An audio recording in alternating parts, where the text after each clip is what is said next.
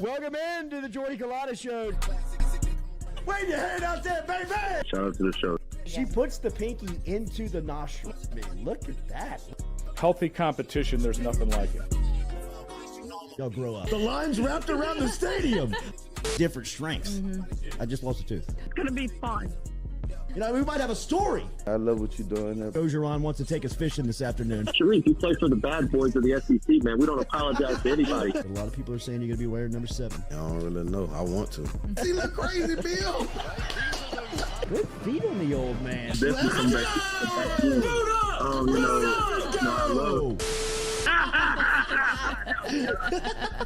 We'll be right back with the Jordy Culotta Show.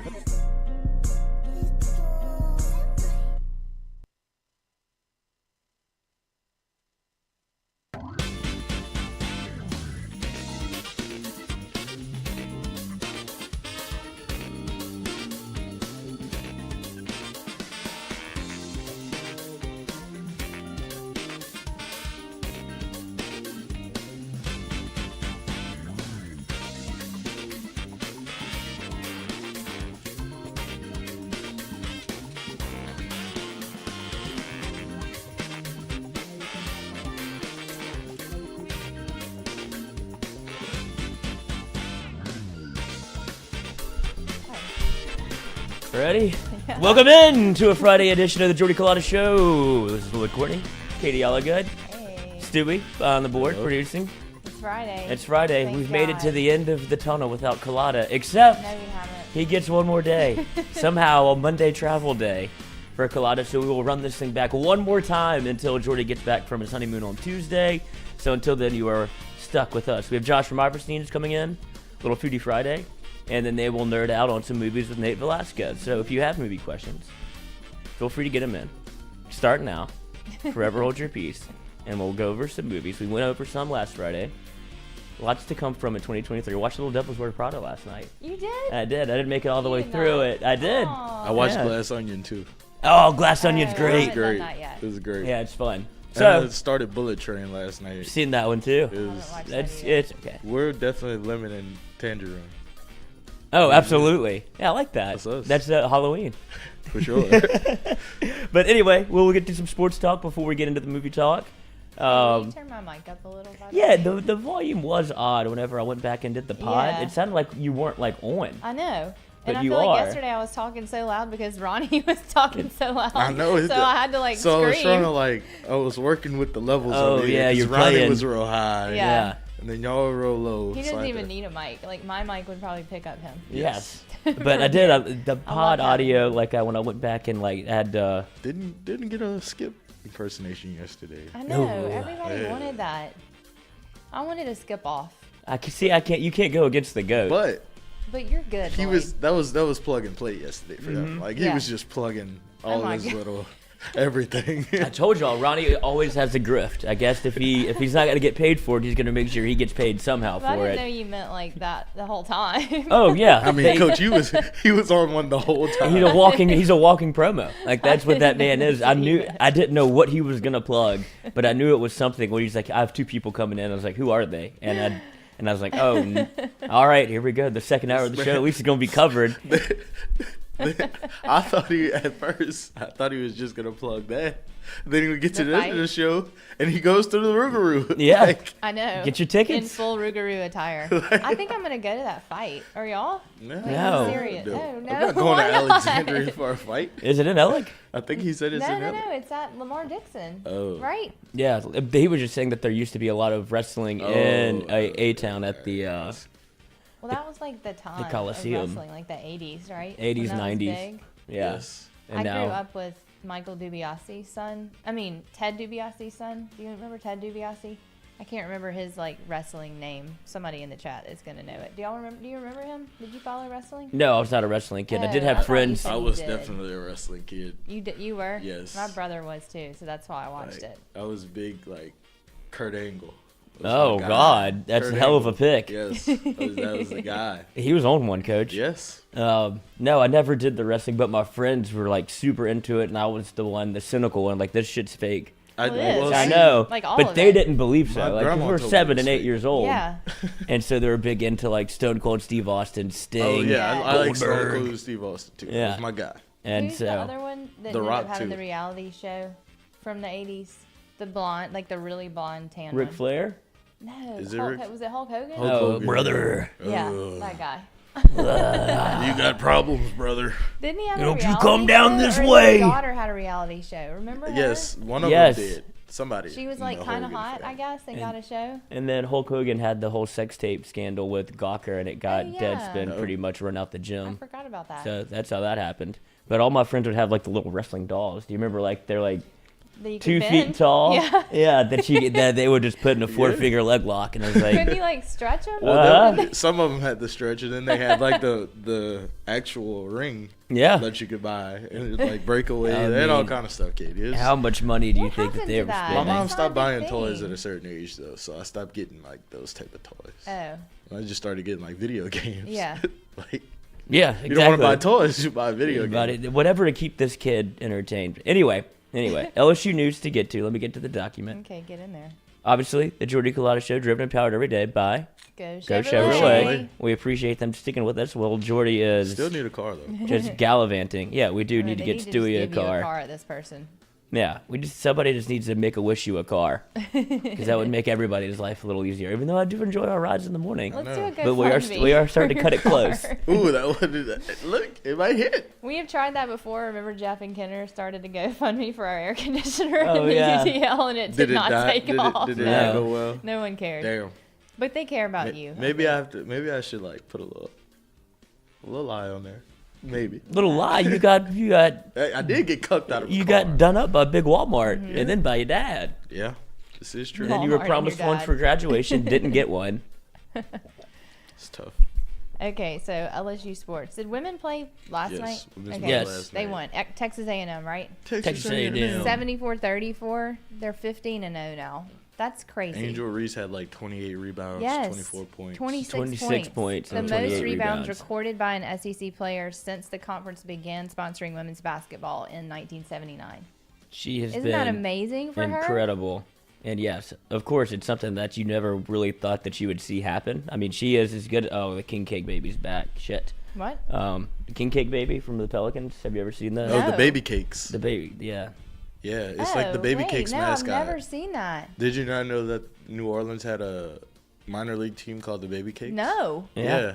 Do you remember the New Orleans Zephyrs? Yeah. They changed the Zephyrs name to the Baby Cakes. They're like active? No, well, they like the team moved. I think it's Oh. not New Orleans anymore, but they changed it before they moved. They were the Baby Cakes, Okay. and it was like a huge deal because it's a fucking baby. But The it, King like the Cake baby. mascot looks weird. Yeah, Why the, is that baby back? If the team it's King moved? Cake season. Yeah, because Oh, they so bring just the it. baby Yeah, they comes bring back? it around the Pelicans when it's like Mardi Gras season. Yeah, and so Okay. it turned out like they did actually a good job of the PR of the King Cake Baby, because when it released, everybody was like, "Oh my God, is this like it was supposed to be for real."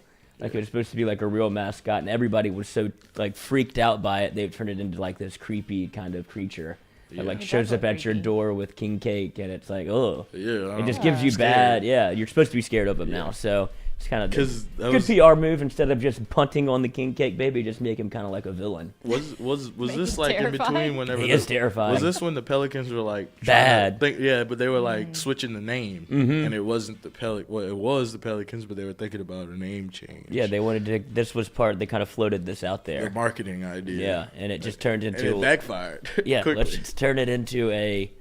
This is only for Mardi Gras season, and he could be anywhere. Yeah, scaring the Ted kids. away. DiBiase, the $1 Million Man. I knew they'd get me in the chat. Yep. $1 Million Man. Wait, isn't the King Cake Baby Jesus though? Whoa, Is that not true? I see. I don't know how far that. It doesn't have anything to do with Jesus. I don't think so. Oh, I think it's just if you find the king cake baby in the king then you cake, buy the next you king have to cake. buy the next king But cake. why is the baby in there? I'm not from here, remember? Katie, so- I It is. You're right. Traditionally, a small porcelain baby symbolizing Jesus is hidden in the king cake as a way for residents of New Orleans to celebrate their Christian faith.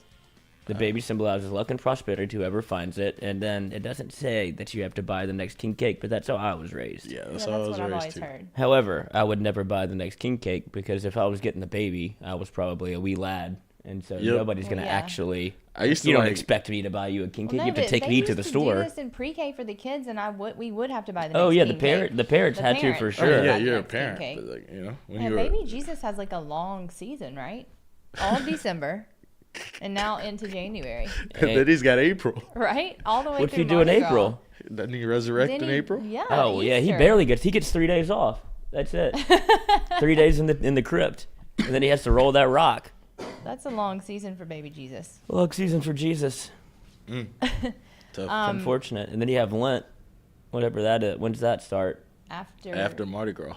Oh yeah, you got to atone for Leading all up your to sins. Wednesday. Yeah, you got to. The Lent people that wear the ashes all day, like You grow gotta up. wash that thing off. Yeah. We're gonna offend some people. Oh for no sure, doubt, you but I know mean, that. I've seen like people that are on TV and they still I'm have with it's like, you, but I'm bro, not what is on Catholic. your head?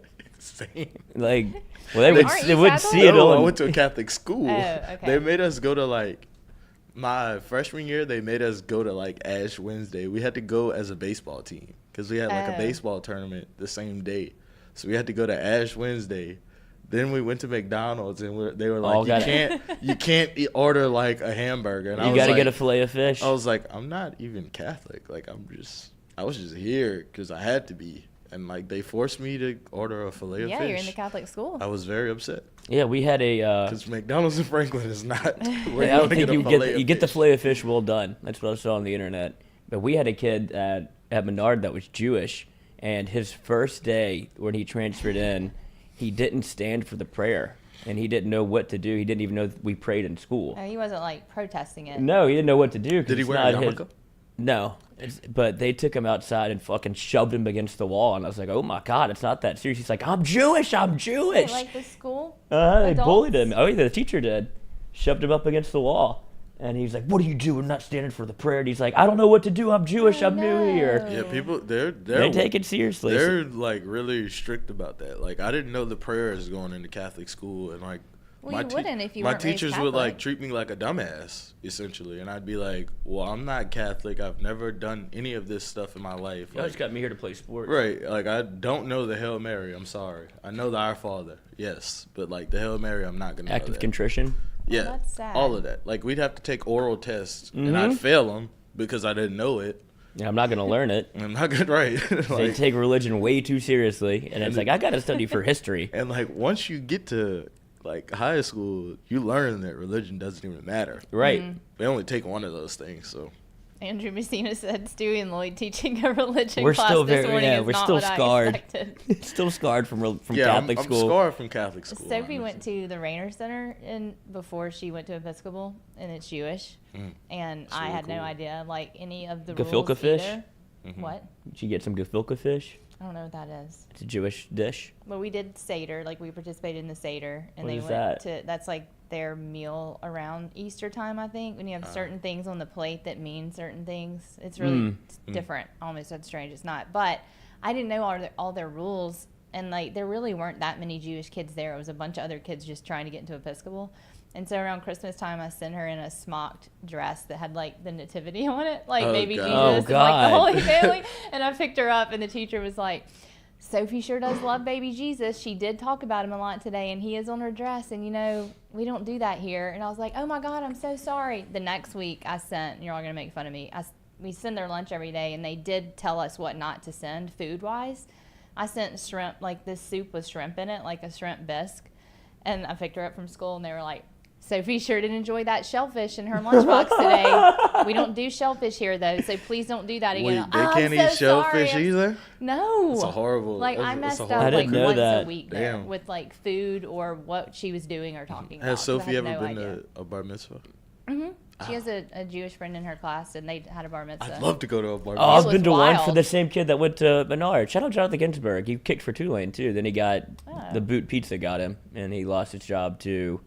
The kicker's still in the league, but he had a run there. He had a little bit of a run, and then we went out too much. And then we Party too much. Yeah, it's kind of my fault.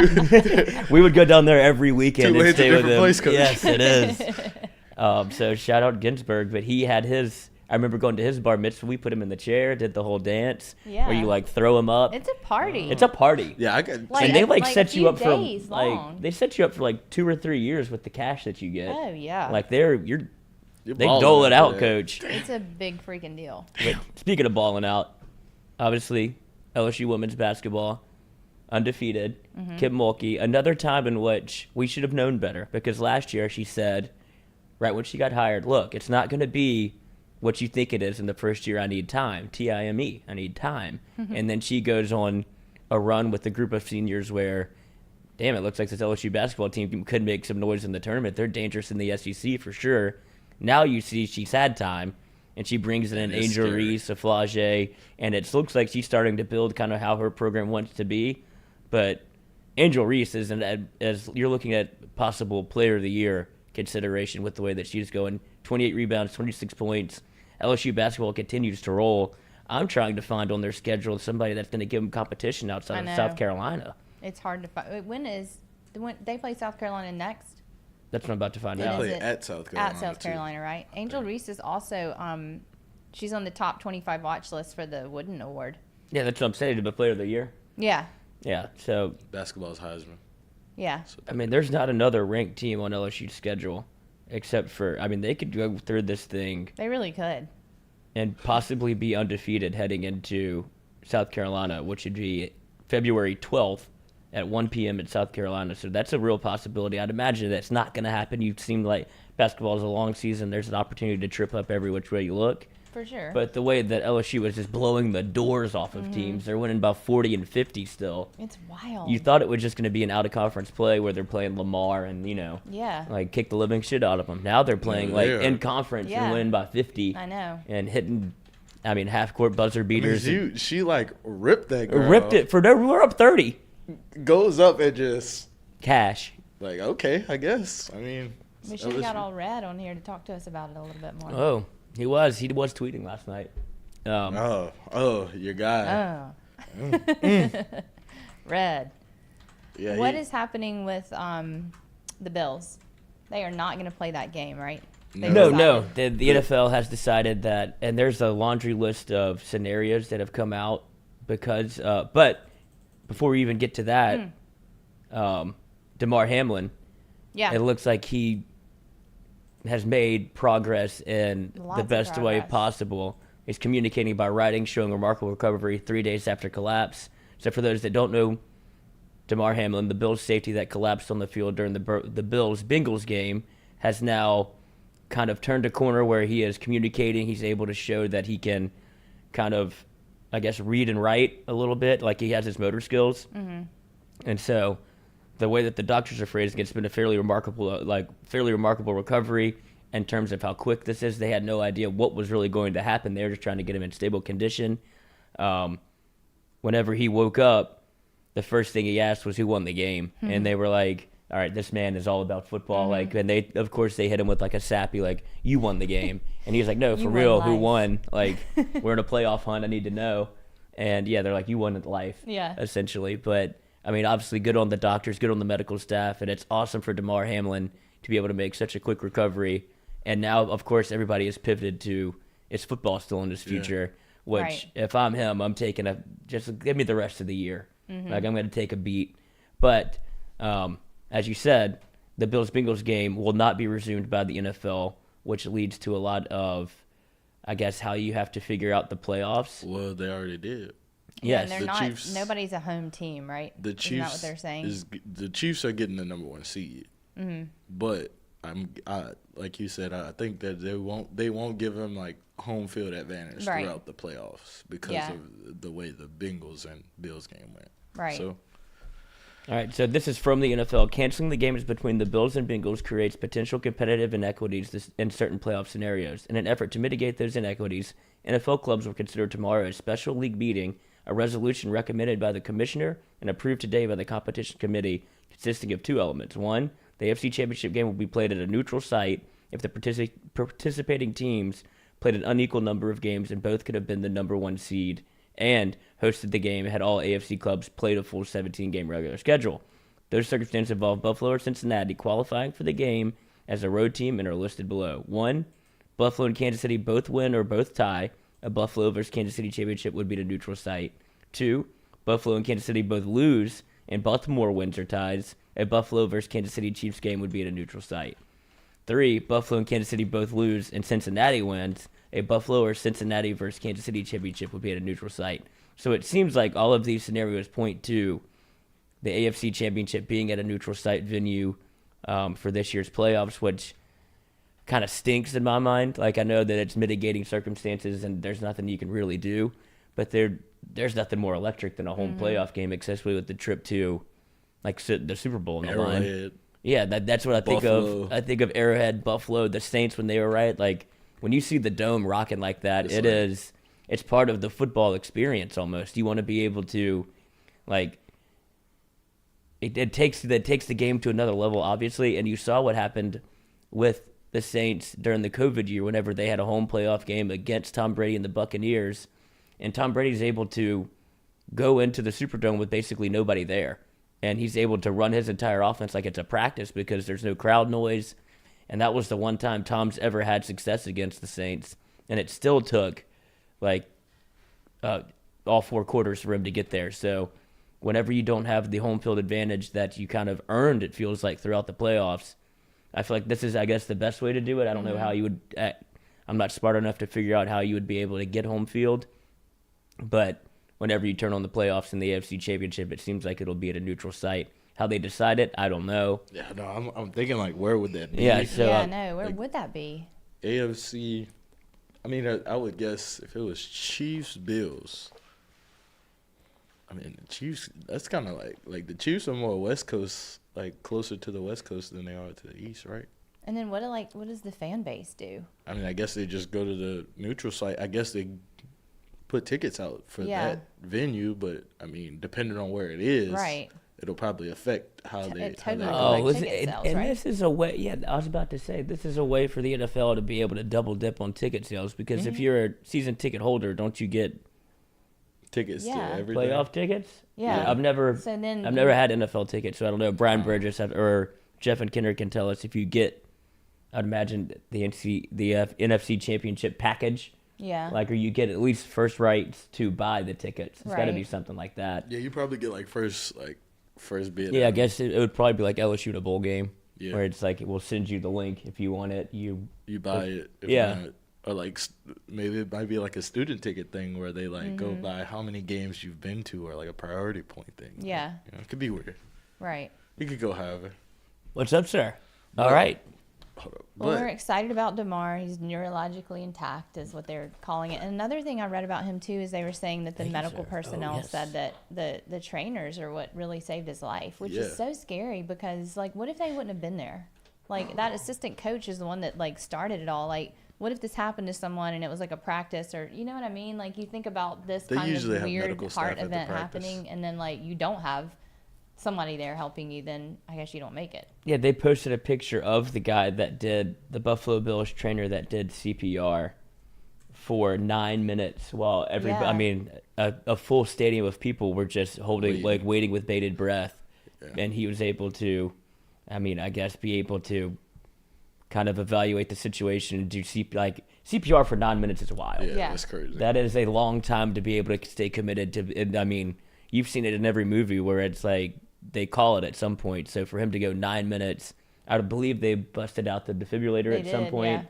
And so he was able to keep him almost get his heart going, and then they were able to hit him with the shock and then get him to the hospital. So, I mean, kudos to him because, like you said, if he's not there or if he doesn't perform well under pressure, this could be a totally different scenario. So kudos to the Buffalo Bills staff and the way that they kind of wrangled everybody around to keep, the cameras off, keep like kind of eyeballs off of it because, like I said, high pressure scenario where you're trying to save somebody's life, and to do it on that stage is big time. Yeah. Him asking who won the game kind of goes to show you where like the NFL is. Like he thought they finished the game. Oh yeah. Like just think about that. Like he thought they after played. He collapsed on the field and died, pretty much they finished the game. He didn't know that he got hurt. Exactly. He was like, "Why'd y'all what's going on? Yeah. Why'd y'all wake me up? I'm sleeping." I think that's probably most of it was he didn't know. Josh. Hey, I just magically appeared with burritos. I was gonna take a break and bring you in, but here you are. Here I am. Well, I gotta jump in on something like Absolutely. that. Yeah.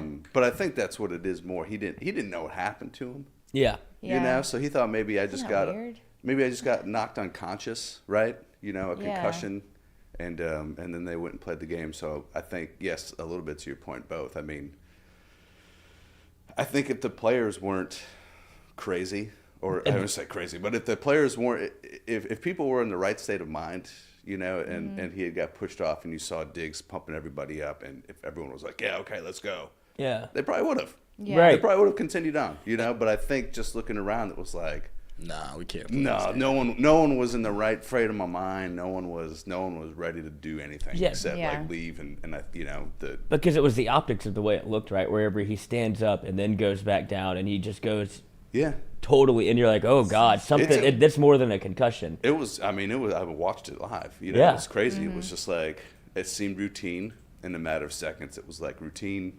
Yes. You catch him like, oh great, I got Burrow going to fantasy. This is fantastic. Yeah. And then the hit, see him pop up, and I'm just take a sip or whatever, and I look over back, and he's laying on the ground, and it's being my wife like, oh, man got knocked out conscious. Yeah. And then, you know, but it wasn't like later, you're like, type of hit. I know.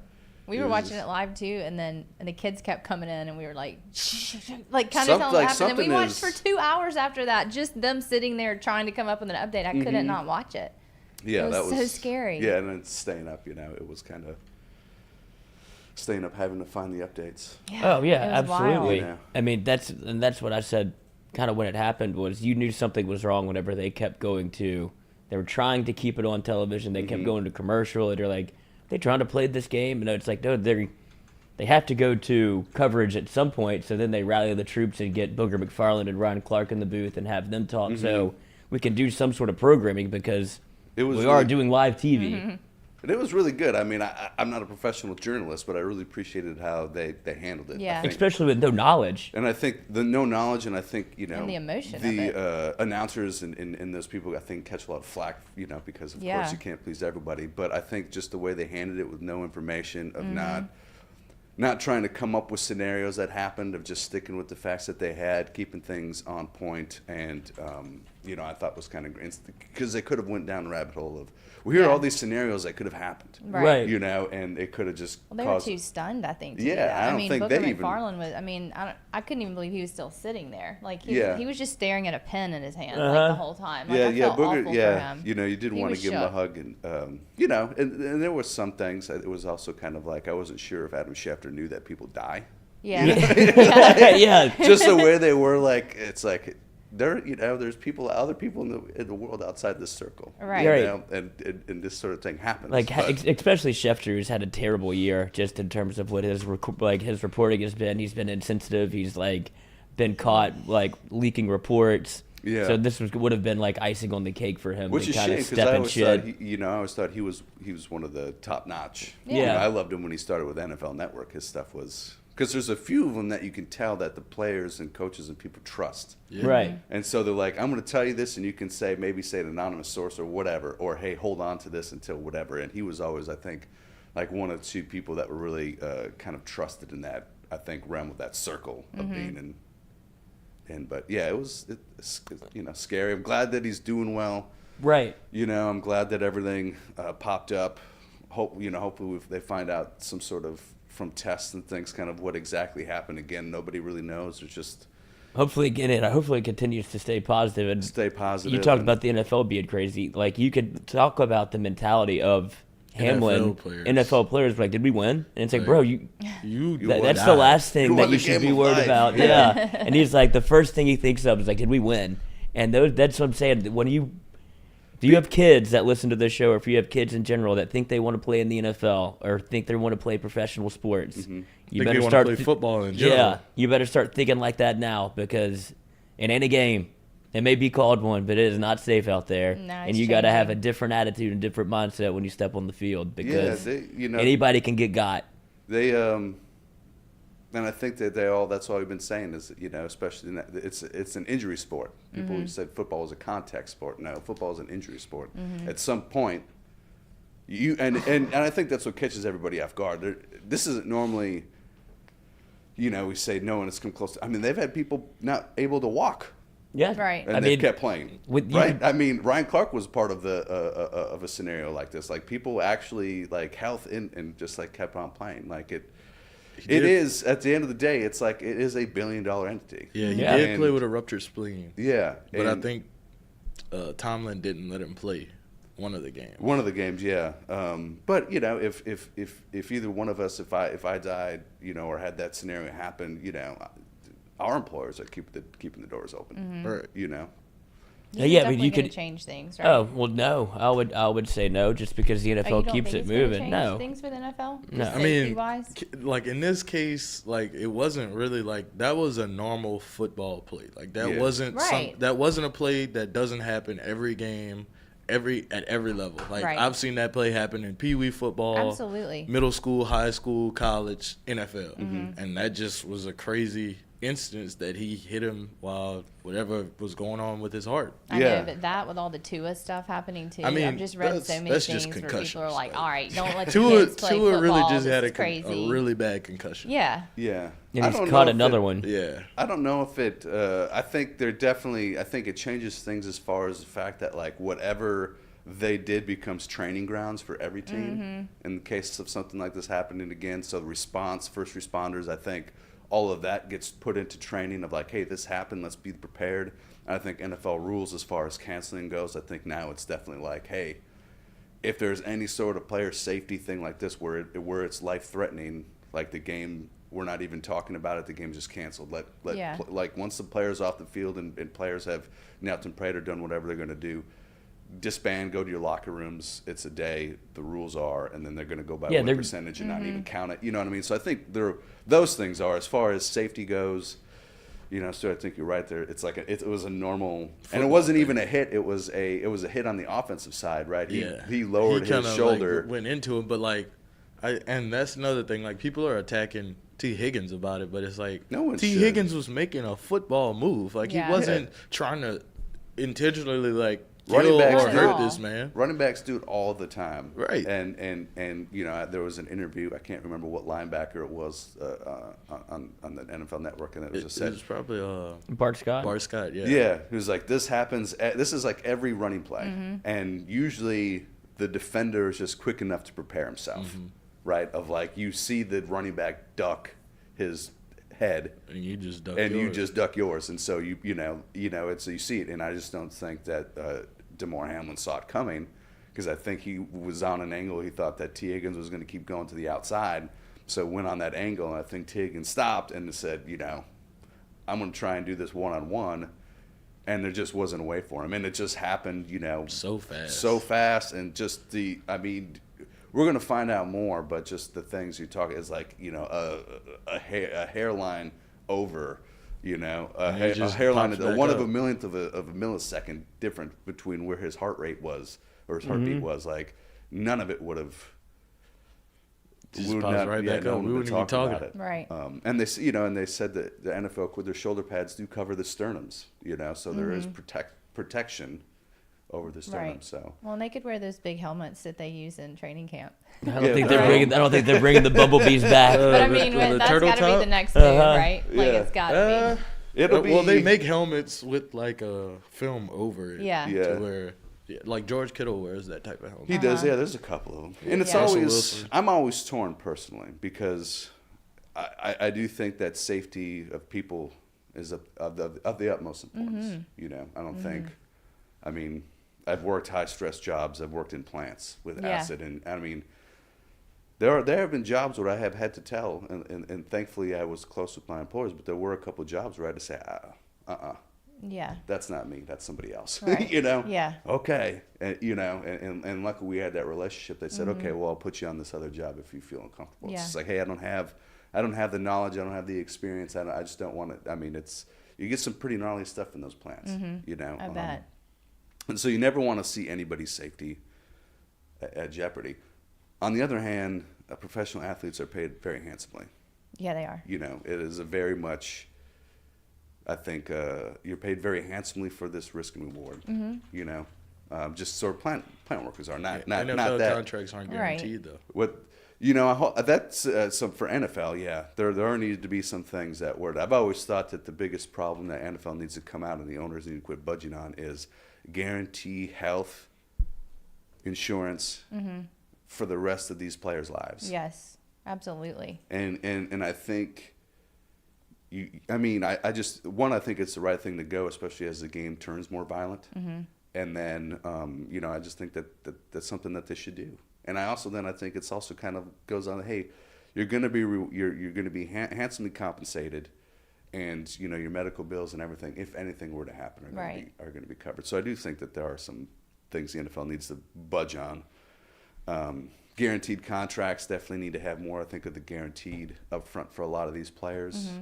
It's getting better. A lot of them are. And I think as they negotiate and they come up with these large, and they do understand, the players are starting to understand too, of like, no, I need my stuff guaranteed because there is no guarantee of when I'm going to get hurt. Right. I'm going to get hurt, you know, but it's going to be when and how severe. So I need to make sure that when I sign this, that's what you see. million. Yeah, that's what you see with Lamar Jackson right now. That's what he's fighting for. He's fighting for a guaranteed contract, and so that's why he's been offered so many hundreds of millions of dollars. He's like, but that's not guaranteed, so that ain't mine. Kirk Cousins did it 4 years ago. He signed a 4-year, $90 million. Stu, you checking my double check me. I was checking Damar Hamlin's contract. This is 4 years, it is 4 years, $3.6 million. So he's making $825K this year. Yeah, that's still pretty much more than a lot of Americans or a lot of the world. It is. Yeah. I don't want to be insensitive and say that he should suck it up and play. Right, no, for sure. He should definitely be at the forefront of people's minds, and no one should have to go through it. Do you think that the game is getting more violent? I mean, you said that, but I'm trying to think, like, are injuries more prevalent now than they used to be? 'Cause you think with, like, safety protocol, it wouldn't be, but you do hear it's almost like the injuries are worse. It's always weird because there are some things that I don't like. I think the things that are getting out of hand with the game of football are the roughing the passer calls. Yeah. I think some defensiveless calls are unnecessary. I think they've overstepped for player safety, and so now if any receiver goes to catch a ball, it's like you can't touch them. Yeah.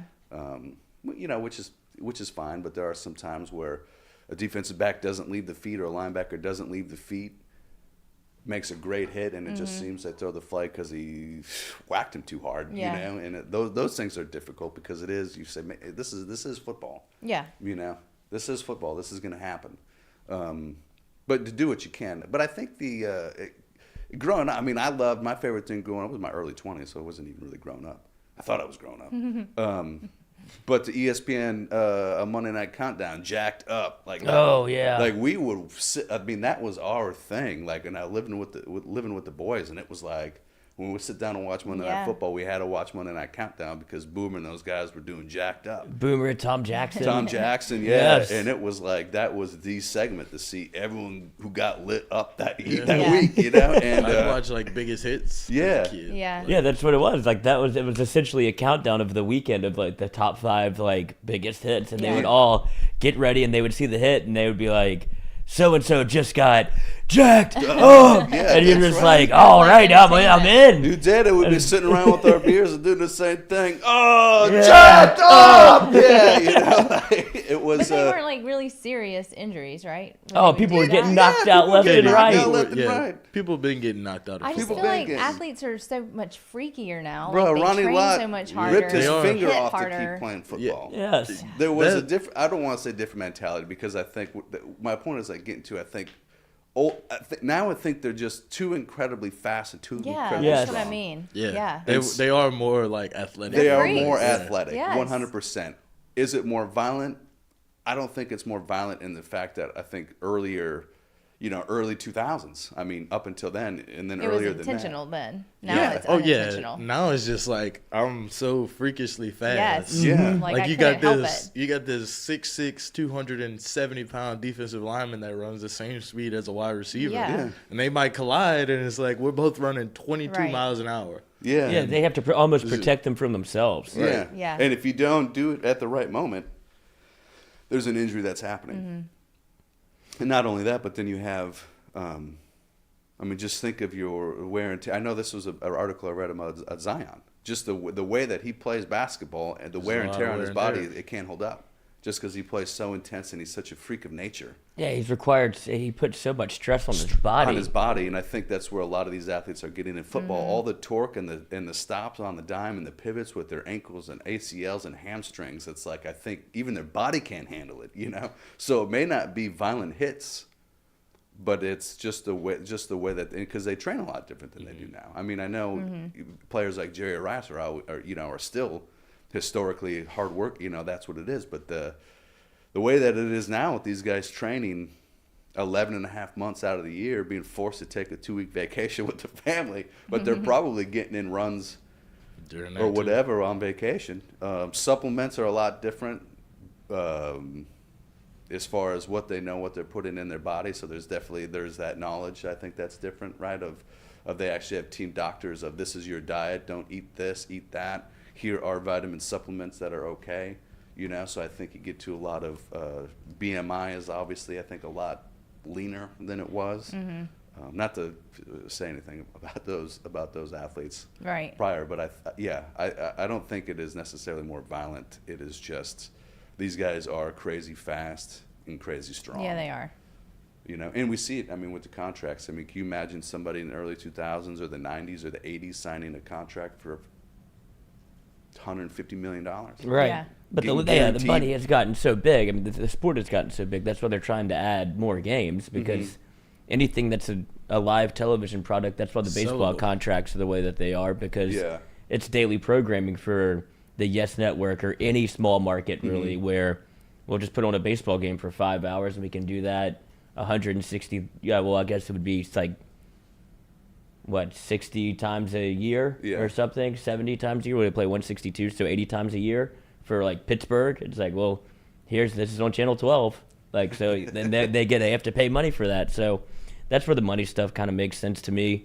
And at least for baseball, like people ask how they have those inordinate contracts. It's like, well, it's a television deal. And you're seeing the same thing with the NBA, and now the NFL wants to get in that game because they see all the money and they know that it comes from live programming. And it's like, well, this sport is just, it's too dangerous to do that. You can't keep adding games. And the more you see stuff like this, the more the NFL kind of loses its ability to put that on the table for something, because the more times you play, the more risk of injury. And if you start losing your star players, then the product suffers. Yeah, So, I think I think this was a anomaly. So I think it's, this is right. I don't think that this. But the more times you play, the more times anomalies are going to happen. Right. Regardless of whether or not a player's safety is in jeopardy because of cardiac arrest or because he has a spinal injury or a head injury, really not up for debate. I don't think. I think they're one and the same. And I think they're handling the concussion and the head thing As best they can. As best they can, and whether it is the mindset of the professional athlete or the NFL, I think some of it is on the athlete. I think athletes want to win. I think Hamlin's comment of, hey, did we win? I don't think could have been ingrained from him when he started playing football as a little kid, Pee-wee. Of winning is what's important. Yeah, absolutely. Yeah, and sure. I think any athlete would kind of. Speaking of winning, LSU has a quarterback battle, and it has been there's been some quotes that came out from Jane Daniels, Garrett Nussmeier, and the offseason that LSU is expected to have. There's an article by Brody Miller. This from Jaden. I took my time evaluating and gathering information, but ultimately it's the best decision for me to come back. This is the first I've heard him speak on the quarterback position or quarterback battle, so I thought that was relevant to bring up. When did this come out? Yesterday. Yesterday? Yeah, I took my time evaluating and gathering information, but ultimately it was the best decision for me to come back and accomplish things in college and things I still need to grow on, Daniel said. I feel like I had unfinished business in college, so I wanted to come back and compete for a national championship. So that's where Jaden stands on why he's coming back. And him. Yeah, I agree. I love the man. I don't know why there's a competition. That man should be the starter. I mean, he led us to a 10-win season this year, and I think he's only going to get better. I think he's got unfinished things. I think he's going to progress. I think he's going to, because he did throughout the year. Yeah. I mean, you saw his read progression increase. That he was able to get the ball downfield better at the latter part of the season. And I said it earlier in the year when we were talking about his lack of throwing downfield, was that you're trying to teach a Lamar Jackson athlete how to play Peyton Manning football. You know, so coach him and give him the time, and he's going to come around because he's an athlete, and he's a competitor. And I think, I mean, just what he said right there, and while he's coming back in the state of the NCAA right now, I got nothing but more respect for JD, because you don't hear people say that anymore. I mean, people are dropping out left and right. I agree with you. Created for the NIL and the NCAA created it. It's fine. Coaches are using the system. Players are using the system. Go and get yours. But to have a student athlete like that just says I have unfinished business, I think I have a chance of winning the national championship. That's my goal, and I'm gonna stick around and see it through. Man, I think we should all be getting around him of saying he didn't leave us. Me too. Right. Exactly. He said all them quarterbacks have an opportunity, and I think Nuss will stick around for the competition part. If he doesn't start any games next year, you can definitely see him in the portal after next year. Yeah, and that was another part that was referenced in this article, and it just said one source, so I don't know who exactly it is. It remained anonymous, but said that Nussmeier's increased stock even played a part in Daniel's difficult decision. Like Jaden didn't get the draft feedback he thought he would maybe from the NFL and the combine, so that was another factor in him coming back.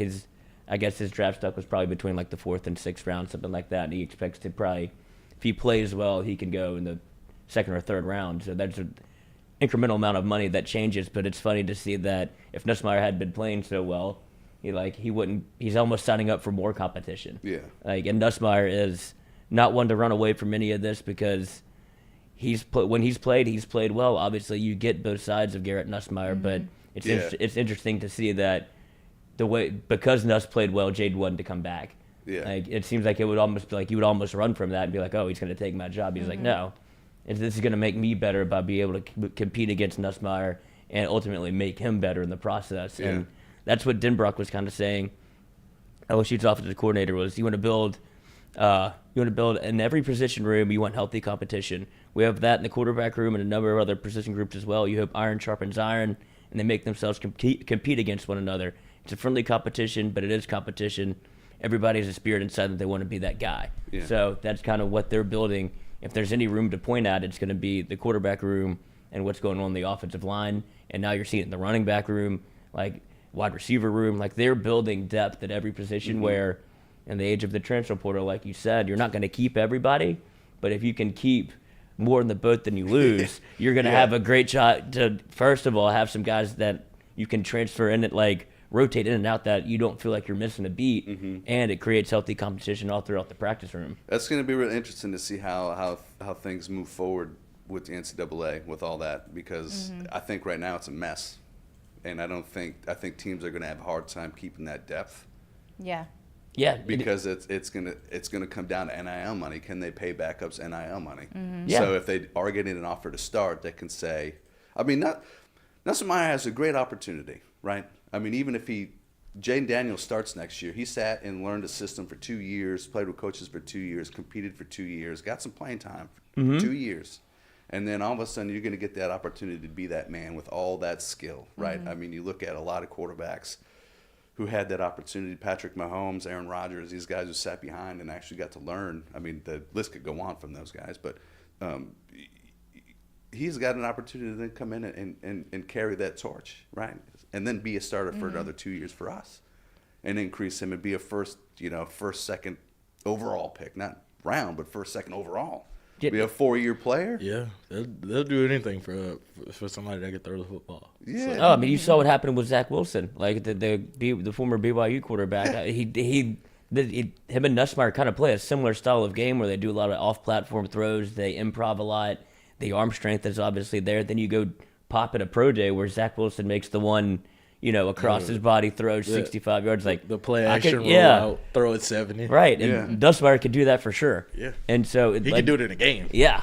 And the only thing you'd have to worry about there, and when you get into that debate of Garrett Nussmeier sticking around for one more extra year after this, is people are going to start clamoring for Walker Howard, because he is the 5-star number one quarterback in Louisiana for his draft class between him and Eli Holstein. No, he's before Eli Holstein. Okay. Holstein's the number one this year. Yeah. But And so Walker Howard is obviously somebody that they're going to want to see play as well. So it just Nussmeier's almost between a rock and a hard place, because while he's the fan favorite now, when it turns into him versus Walker Howard, there's not going to be a lot of people that are going to pick Nussmeier over Walker.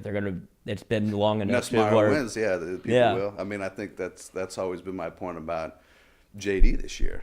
I mean, get on him about Florida State and Tennessee, but other than that, what you count on one hand how many times he turned the football over this year? Just over 3,000 yards passing, but that's also not his big game. All his running, all his rushing touchdowns, it was he gave you the best, He earned this chance, and with his improvement throughout the year, I think he earned his chance. Now, of course, you got to come out and compete in spring. Not saying that he should just not compete, or that iron shouldn't sharpen iron, but I think Nuss is going to have that opportunity. Then the next season, it's Nuss's turn, right? Yeah. And so if Nuss wins and he's that player that we think he is, then no one's going to be clamoring for change. If he gets us a playoff win. Exactly. You know what I mean? No one's going to say, well, let's give this 5-star recruit guy who's never played an opportunity. Yeah, he got a little run in the bowl game, but I agree. You'll see. That's obviously projected. He dropped the first snap. He did. Hey, a little nervous. I think that's to what you're saying about the recruit and the situation that he's in. I think that's part of the NCAA, and I think a huge thing that's been making me frustrated over the last month or so. It shouldn't. When you make a commitment to a school, it shouldn't be as easy to just leave as it is now. Right. Yeah, I think you should be able to get, but because that's when you get into the coach can leave whenever they want. They can bring in whoever they want, So that isn't right either. Yeah, exactly. But the players deserve that opportunity to where if they lose the coach that they committed to, they deserve it. It was supposed to be a one-time transfer portal thing, and now it's gotten so out of hand to where it feels like you can transfer as much as you want. Yeah. And that's what's kind of caused the problem because they're not sticking to. Now you got nearly 30-year-olds playing college football. Yeah. I know, right? As PhD students, right? Not actually going to any class. But Exactly. I think that the players definitely should get the NIL. I think that with the way that it's gone and the amount of money that these programs make off of the sport, that paying them for their name, image, likeness is definitely good. Yeah. I don't agree with the fact that they should be able to switch on a commitment. You can't even do it in the pros. I mean, you can hold out, but they're not going to do anything with you. I mean, look at Le'Veon Bell. Okay, man. Yeah, on to the next one. If you want to sit out, but your contract's here. You don't see. I mean, a big one that people could look at right now are two big ones: Justin Jefferson, Jamar Chase, right? Two of the elite receivers in the National Football League playing on rookie contracts, still playing on rookie contracts. Yeah, and that's what if you forget. You got to honor. You got to, and they negotiated. I mean, the union negotiated the deal of, hey, it's going to be 3 or 4 years. And they have to honor the rookie deal, and then they can negotiate. Justin Jefferson, after his rookie year, and Jamar Chase both had opportunities to say, I'm holding out. Yeah. Y'all got to pay me now. You Yeah. know? And you can. I think some of that needs to come down to the college, too. If you're going to make a commitment to a team, you're here. You should be here. You should be there. That's true. And I know situations change, coaches leave. Well, this coach recruited me. I know that stuff. That's why I think transfers should exist in the first place, is for those situations. Yeah. Not, hey, they recruited me, told me playing time. Wow, yeah, they must be the first player a coach ever said, yeah, come with us. We've got a good spot for you. You come here, you realize that someone's better than you. Right. You don't want to compete. And so you just decide to say, screw it and hop into the portal. Yeah. And go play where someone says, yeah, guaranteed starting. And I think that's. I mean, Joe Burrow's still in his rookie deal. Yeah. There's another guy. I mean, they have them like that. And so I think I really like that aspect. I think that the NCAA should should really look at the years of eligibility. It was kind of, it was fun where it was like, hey, you got 5 years, including one red shirt. You know what I mean? So you could play college football for 5 years. It's almost like being a dependent, right? It's like, hey, when your kid turns 24, man, you got to get off that insurance. Go get your own, right? Right. And it almost seems like college football should kind of be that way. It's Yeah. like, if you want to transfer, that's fine. We understand situations happen, but you got to sit out a year. You got to prove that that used to be what it was. You transfer, you sit out a year, make sure that you're committed to your commitment. Because obviously you weren't committed to the first decision, but it's fine. We all make mistakes. Things happen. Shouldn't be, really penalized, but I think it really should be. Well, then you saw, like you talk about the transfer portal, you saw Sam Hartman hop in the portal. Wake Forest's starting quarterback for 2 years, was on QB1 on Netflix, like has a little cachet behind his name, 2-time bowl game MVP, like a player. And so he hops in the portal because Wake Forest, he's the team. And then he commits to Notre Dame to where he's like, But Notre Dame needed somebody to come in and play, and that's something that the transfer portal allows for you to do, where Sam Hartman puts himself in a better situation with Notre Dame, the notoriety, it helps his draft stock, and Notre Dame was able to fish somebody out the portal that gives him an actual, like it feels like legitimate chance to win. But the problem behind the Sam Hartman situation is that maybe like a month ago, it was rumors that Sam Hartman would enter the transfer portal and go to Notre Dame, which is tampering, and which means that Notre Dame's been reaching out since probably mid-season, like, hey, Sam, like, we're probably going to lose a quarterback this year. You're a great quarterback. We want you. They probably put some NIL money on the table. And that's the problem that we run into with NIL and transfer portal. It's like teams could just say, oh, I like this kid on school X, and call him or call his mom or call his girlfriend and be like, hey, how's he doing? Does he like it there? How much money is he making there? You don't need to call anyone. I mean, well, I don't know if this, I guess this would technically be considered tampering, but I was going to say, all you could do is send a tweet and tag the right person, man. He'll get the message. Yeah, but see, you can't do it like that because it's like they'll know that. It's too overt. It's too like out in the open. They'll do like they go through like high school coaches. Right, I'm gonna call your coach from high school or your trainer or whoever is close to you that I know can get in your ear and say, hey, like Alabama has $500K for you. I know you're making $50 at LSU. Yeah, but you got $500. And that's just how it goes. Yeah, I think, when I first came down here, I wasn't really exposed to college football. I mean, up north I did. It was, a big, I think we kind of, Joe Pa, I mean, it was like nationally Joe Pa, Notre Dame was kind of like the big Nebraska. Those were kind of the big regional powerhouse teams that we got to watch every Saturday and or whatever. But when I came down and kind of started getting into it and having discussions with people, because I love pro football, and it was just, oh no, it's about the college game and these kids and everything. And now I'm like, for all the reasons you had against the pro game, it's all coming into the NCAA. Yeah, right. It is. It is all. It's worse. It's so much worse. Yes, because like, I don't think they have, like we were mentioned with some of these guaranteed in the rookie contracts that they're finally getting out. They have to stay. It's when you get drafted, it's you decide whether you're going to sign a 3 or 4 year deal. I think you can sign up to a 5-year deal, and I think that's where you get into like 4th, 5th, 6th, 7th rounders who are like, I'm gonna take that guaranteed 5. Because I can negotiate. I could renegotiate after 3 or 4. You see a lot of good faith of like, yeah, you're right. But you see a lot of the Jeffersons in the first round. So I'm gonna take this 3. Get me back to the table as quickly as possible. So I think there needs to be something like that with NCAA because I think again the coaches are using it, the players are using it, and right now I think right now you can look at your team and right now we can look at LSU. Man, we're stacked. I mean, if we can't looking at it now, if we can't compete and be playing in the playoffs for the next 5-6 years at least. But we don't know what our team's going to look like next year. I do. You do? You think? Because I think a lot of it's just going to come down to PT. I mean, the guys are playing now. The only position I have worries for is like linebacker and like cornerback. Because although we did get Denver Harris and Zy Alexander in the transfer portal on a couple other corners and signed a couple corners, it's just like they're just new. And it's hard to find chemistry in a secondary because you got to communicate. You got to know what – if I'm at corner, I got to know what the nickel's going to do if they cross or if they do whatever. That's something I'm kind of worried about. I mean, that's what I think that's what some people don't understand of like, well, yeah, they're going to lose these. They're going to lose 5 people to the transfer portal, but we're going to get 6 or we're going to get 5. It's like, well, on paper, they may have had the same attributes, right? But they haven't been here over the last year playing with not only the players but with the coaches. Right. I'm really excited about our coaching staff next year.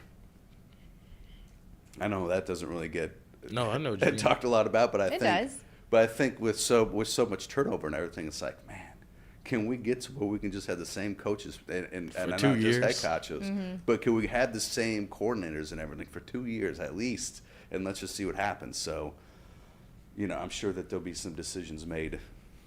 Yeah, Coordinators and different For coaches sure. and stuff like absolutely. that. But the nuts and bolts, right? The actual engine block.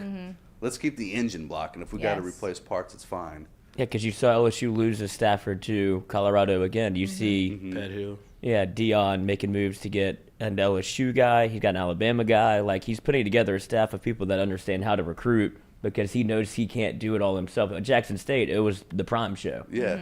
And now at Colorado, he's going to be the figurehead. He's going to be the star. He's gonna be prime. But but he's going to need people to like make sure that everything. This is how you run a program.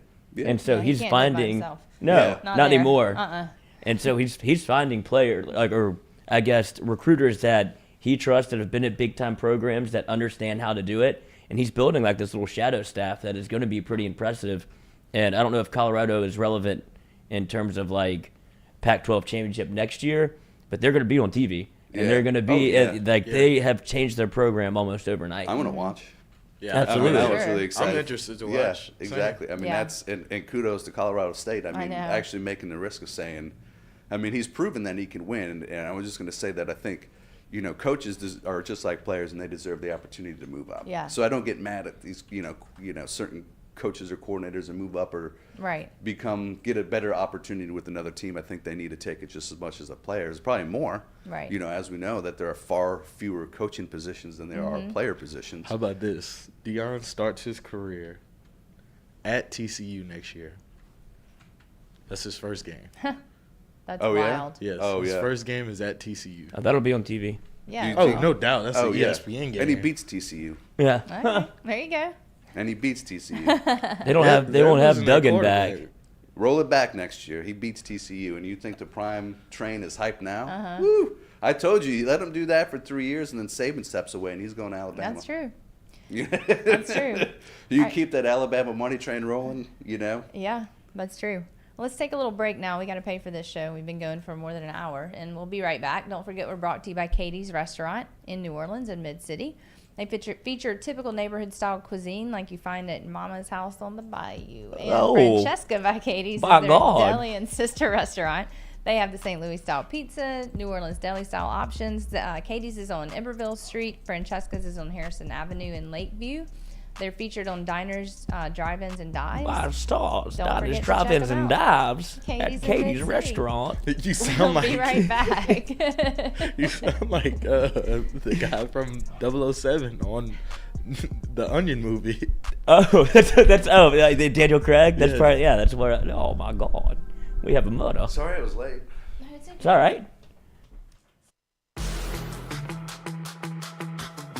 Donaldsonville Glass and Body, the trusted name in frame, body, and automotive paint repair since 1977. They have served their customers for over 45 years. You can find them online at dgbauto.com or stop in and see them Railroad Avenue and Division Street out in Donaldsonville, Louisiana. Look, they can help you with your insurance claims. They can make the repair process as stress-free as possible. I'm speaking from experience here. I've got numerous windshields, body repair, all done by Kenny and the crew over at Donaldsonville Glass and Body. They are, without question, the most well-equipped shop in the area. Stop in and see them today. Shop them online, dgbauto.com, or stop in and see the crew over in Division Street in Donaldsonville, Louisiana. Donaldsonville Glass and Body.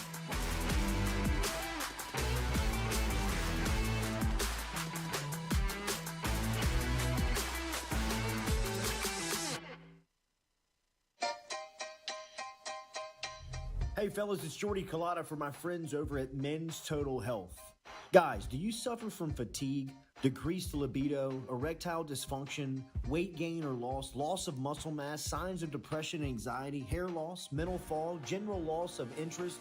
Then you might be suffering from low testosterone. Go see my friend Mike Roach and his great team over at Men's Total Health, over in Metairie at menstotalhealth.net online. And stop in and see how they can change your life today. A simple shot and some knowledge from Mike Roach can get you back up, moving with your energy, get your sex drive back, build your muscle mass, make you feel young again. All online, menstotalhealth.net.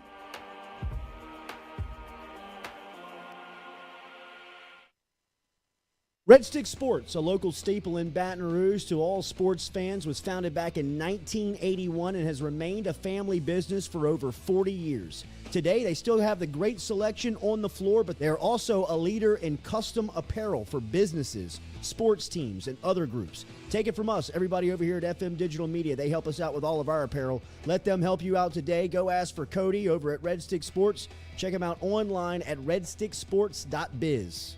I was embarrassed about my smile. Are you unhappy at yours? Do you not smile back at yourself?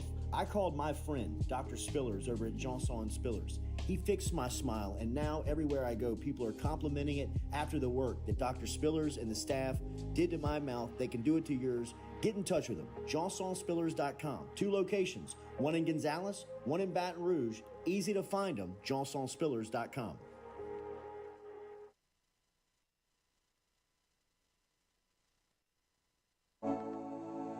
Looking to book a dumpster but no idea how? We've made it quick and easy for you. Check out our website at moralesrolloffs.com. Let Morales Roll-Offs know your desired delivery date, and finally, provide your contact details. To make payment, look out for an email invoice with all your booking details.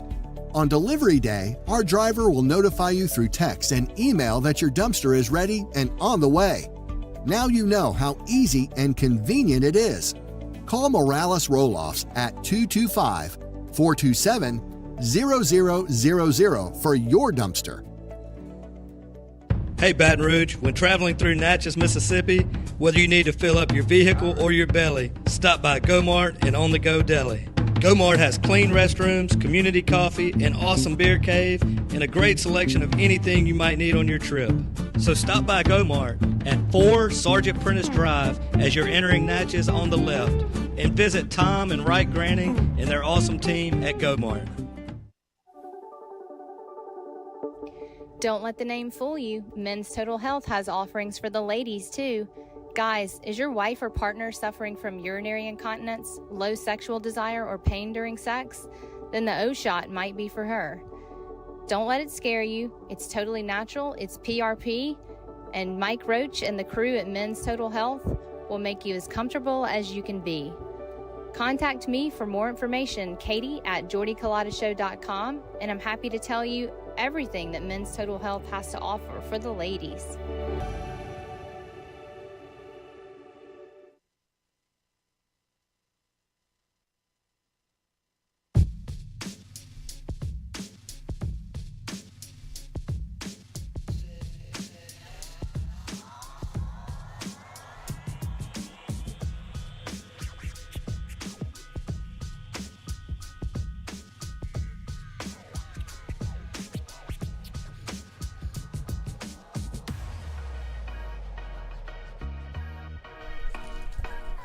Jordy has moved this thing so much, it's like loose. Would you say that if you were sitting here? Yes, I would. Well, I wouldn't have to deal with it then. How's the burritos? Yes. Josh Oh, Robertstein, so welcome back to the Jordy Culotta Show on a Friday. On a Friday. So when that happens, By Go Chevrolet. brought to you by Go Chevrolet. And every Friday, courtesy of Iverstines, we have Josh, who has blessed us with some Iverstines breakfast burritos. He did forget one crucial ingredient. The salsa. That's okay. The salsa. If you No, we don't have. No, we don't. Lloyd took it. I told you. Yeah. I told you. Lloyd took all the meat. I Just did. the meat and salsa? Yeah. Yeah. Yeah. Okay. Take the cheese. In my defense, I thought that the two trades, they were both the same thing, and that's where I goofed up. It was tacos, Lloyd. It wasn't. You think you were just making burrito bowls or something? That's what everybody was making around me. Yeah, but like, I love it. There was tacos. Oh yeah, I mean the chips. Just go chips. I goofed meat, up. You could do cheese. vegetarian burrito bowl with just beans and guac and sour cream and There you go. cheese and Yeah, chips. He's like, no thanks. I'm out. I get on a little corn, cilantro, lime. Yeah, put it in a taco. My We little- got plenty of tacos. Yeah, My little girl pounds one of those 17-month, and that's her favorite. Really? Her favorite meal. A vegan taco bowl. Taco bowl, yeah, just black beans, avocado, How old is she? cheese, 17 corn. 17 months. 17 When do they months. start eating like food? Well, that is food. I know that's what I'm saying. Like when did they stop? Like when is it like no longer? Like where is it? She- Like I mean, you you can have a ease- burrito bowl. I feel like you ease kids into like it's like You go I thought it was like from, nursing to a applesauce. burrito Yeah. immediately. So last Thanksgiving, last Christmas, she was just on like the Gerber pureed foods. Same. And like we would give Probably so. so easy, just like in like now it's in pouches, so it's just like He just slurps the done. pouches. You get This your guy. protein, you're on the way. But It's actually not a bad you just idea. kind of ease it in. And you start with things. I think Yeah. when I was in the thick of it, I would Google and I would have an answer for that. But I think when I it's know, like I kind of forget. Yeah. I made all her food. Yeah, so, as like, long I as it's pureed it. pureed. Like, it was whatever I was cooking for us. So, like, but the grossest thing to me was, like, ugh, I don't even want to talk about it. Like, pureeing the meat. So, like, to start it on meat. Yeah. So, I mean, if I cooked chicken, then I'd We- throw some chicken in see, the we food never- processor. And, Oh no! See, we never but that's did how any. they start. No, I mean, see, my kid was eating full fledged. Like I just like break it up for him, and he's yeah. Yeah, It's great that's how when we you can did. do that. We never did any pureed meats because I was like, You could go, yeah, just, Yeah, it freaks me if out. you I want only that. did chicken. so she just did. I mean, we did a lot of like black beans for Mm-hmm. proteins and stuff when she just had her front little teeth, Mm-hmm. and then we would do like really fine ground beef. Yeah. That she would kind of eat, and then as her teeth came in, we just kind of started introducing her to more. So I would probably say around 13 to 15 months, her like solid food game started picking up. So she would do like she was my spoiled little girl, so I would cook for her little fillets because it was Oh. soft and she could. Yeah. I could pull it apart, so she'd Oh eat my it. God! She What would a look like yeah. she would I look know, like right? Bill the Butcher because I would still do it like medium rare. Yeah. So it'd be like red, like, and she'd have this All like big over her. smile. Yes, I'm just like Just blood full dripping down blood. her Yeah, chin. everything. That's like the That a most girl. adorable thing. Yeah, your it's kid's a hilarious. liver king. Yeah. It's hilarious. Yeah, but she would eat that, and now she's like to anything as long as it's cut. She's got all of her teeth, so I mean she eats chicken, pork. Oh yeah. Girl loves a pork chop. She had a fillet, some steak. She had lamb for Christmas. You know, just kind of All of what you can really find. whatever. But she's Yeah. found And because we Iverstines. didn't do a lot of meat when she started eating. We did soft food, so like a lot of beans, a lot of cheeses. Is your kid a candy freak? Does she like candy? She go crazy for some I don't candy. give her candy still. Ah, damn. No. What about Halloween? Yeah, I shouldn't not say even that. Halloween. My girl loves. We sit down and I give her some bites. We share a little bowl of ice cream in the evening time. All right. I was the same way. I didn't do the candy thing. And she knows. Yeah, I think there's just too many hard things. much and sugar. she doesn't get juice either. She'll get water or milk. Yeah, I You would know. cut the juice. Like, I'd pour a little bit of juice and then And a all little water. vodka. And when she Yeah, with vodka. Cut the juice with vodka. Shut this kid you go up. to sleep well tonight, a little whiskey. Yeah. Cut the juice. No, I don't know. It's probably. I know there are people out there that are probably like, man, get a juice. Let me get up. I mean, I there are- don't. I there are don't. I critics. don't let my kid eat Chef Boyardee or shit. You know what I mean? Like, Yeah, no Same. process, not processed. I'm not saying anything to people who do or say anything. There are some things that I wish when I was growing up, things would have been paid a That little you bit more would. attention Me to. too. And no knock on the people who raised me, but there are some things I'm like, Your "Oh, parents. Yeah. Sorry, mom. Those people. Don't eat under the bus here. No, I didn't eat a lot of Chef Boyardee. I mean, my mom cooked dinner for us. We had family Yeah. meal Yeah, every same. night, so I can't. My I mom can't even cooked say. breakfast every morning, Every morning, and made us everything. come down and she read a devotional at the Oh, table. God. Oh God, Every I would have morning. died. My That mom sounds didn't like cook, my mother. My mom didn't cook breakfast nor dinner. I She didn't cooked want one time a breakfast in week, high and school, you had to eat first of all. leftovers. Leftovers? You don't want Yes. breakfast, and you No, don't want to you sit want- at a table and listen to a devotional be read to you. No, No, well, you- mine No wasn't offense, quite but- that. I mean, breakfast. It was always there, and then when you got older into school, you would just You got to figure you it out, got to fend for coach. yourself. Yeah. You know, and mom would make lunches and have things there. And that I say it's not a knock because the older generation, even her parents, think of that like technology, like that advancement on that of when like Velveeta and microwave foods, and I stuff, like know. how in the 70s people are like, well, this just helps out so much. Yeah. Yeah. And so you don't think you don't think of it, but because I grew up on the microwavable chicken breasts, the Tyson stuff, right? Yep. Ain't don't- right. you didn't think You about it. about it. I You ate didn't think about hamburger it, helper but- Yeah. growing up. Yeah. Yeah. It Turned is. out fine. This is a move, coach. Yeah. But I Drunk just out the with my, water I guess hose. with my girl, I said, well, let me try and get you. You're I gonna was make the your same way. decisions. And Sophie was never sick, never had tubes in her ears. I don't know if it was because of the food, but I do credit. I mean, people made fun of me a lot. They were like, "You freak! Why are you making her own food?" Like my brother was awful to me My about kid it. doesn't Till he get had sick his a lot. baby, and then he did the same thing. I've found too that He's as like me though. as a parent, it's Me. helping me. Drinks out the water fountain. Yeah. Because I stay at home with her, so I'm actually when I'm cooking her these, high protein, low fat meals, you know, and she gets her fat from whole milks and stuff, so it doesn't. But when we're eating these meals, I'm eating them as well. Yeah. And you know, it's like since August, I'm down like 30 pounds. That's awesome. And it's like Really? Yeah. It's so Jeez. easy for men to lose weight, though. I know. I mean, Damon, shut up. I mean, I do some workout. I shouldn't just say like I don't run or I don't work out or anything. But Yeah. y'all can cut like one thing out of your diet. Like, I'm not gonna drink orange juice anymore, and then Yeah. all of a sudden you drop 20 20 pounds. pounds, Like, like, what? well, did that. Like, what? I can't give up that OJ. Shoot. Tell us can't- what's in these burritos. Yeah, 'cause no, they're yeah. Give so us that. You good. talking about all these high quality meats? Give us a little I know. Iverstines rundown about High what we quality can find at meats the right shop. here. So you Yeah. two are sipping on the Boudin. Sipping on. Damn. Wait, I've got bacon in mine though too. There's bacon Yeah, and boudin. I'll trade you. Bacon Boudin. About to get a bite. You got a little sausage bacon over there.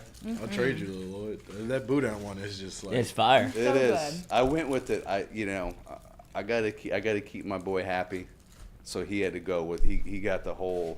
The whole gambit. He eats everything I bring. So I mean, he's my favorite. I don't.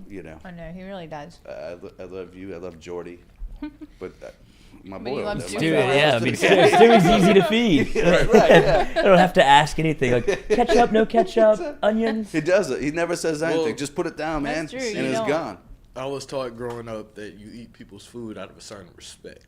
Thank you. So if you go to someone's house, even if the food isn't as good as you were normally used Yeah. to, you still gotta eat it. It's tough though. I know it is tough.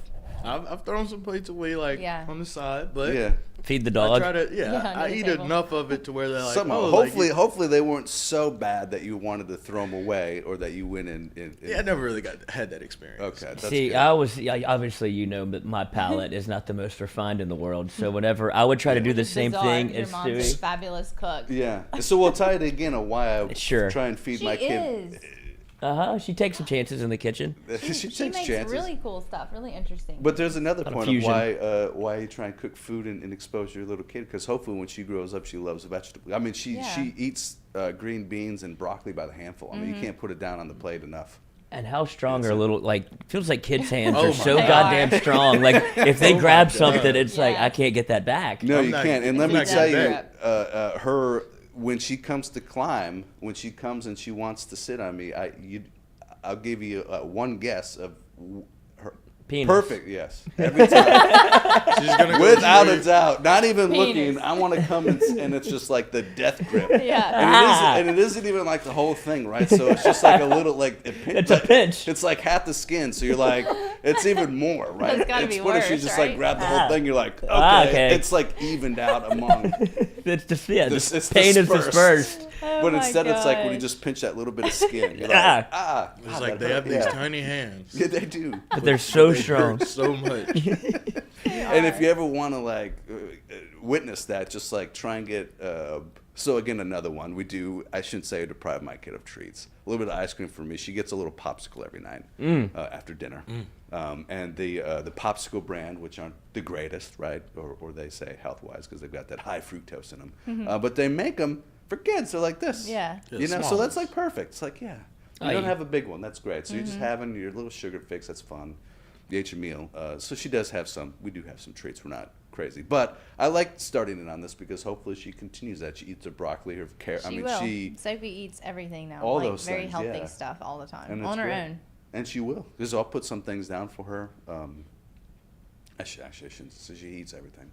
Lloyd's the Yeah. anomaly. He doesn't. Yeah, doesn't. but I still Well, keep. I am I a still sucker keep. for that. But see, that's where it gets lost. People act like because of my palate isn't what it should be. I guess at this age, I still don't eat fruits or vegetables. Still here. I'm very simple.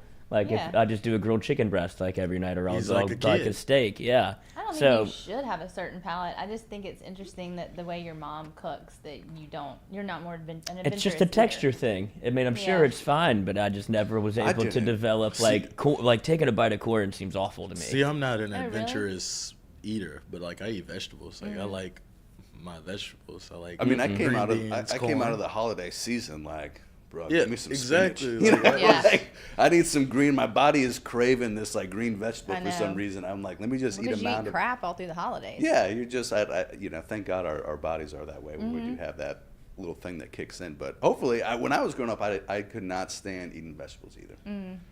I couldn't. I would even say into my 20s. Yeah. Really? It was cheeseburger and fry or steak and potato. Like that's all I wanted 24/7.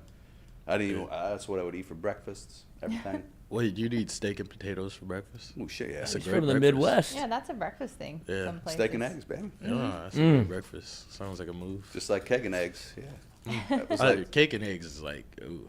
I Cake? don't even like cake. Wait, keg. what? Oh, keg and eggs. Keg and eggs. Yeah, Yeah. you, got Oh. the, you got your kegger the night before your Saturday. Uh-huh. You still got a little bit in Bit that of keg beer, because those things absolutely. are half barrels they're tough to get rid of. Yeah, you So chill you have out. everyone over in the morning. You do fry up some eggs and some hash browns, and you have a little keg and eggs. Okay. Finish off the beer.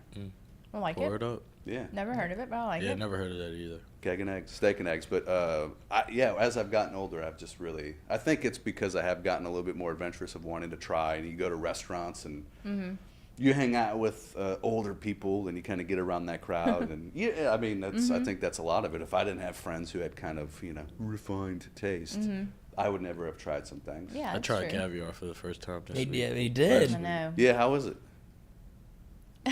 you still like, He dropped one. I dropped one. And what? then He dropped a lump of caviar on the ground. We all stared at it for a while until someone got it. I got a napkin and wiped it up. I said he should have But- eaten it.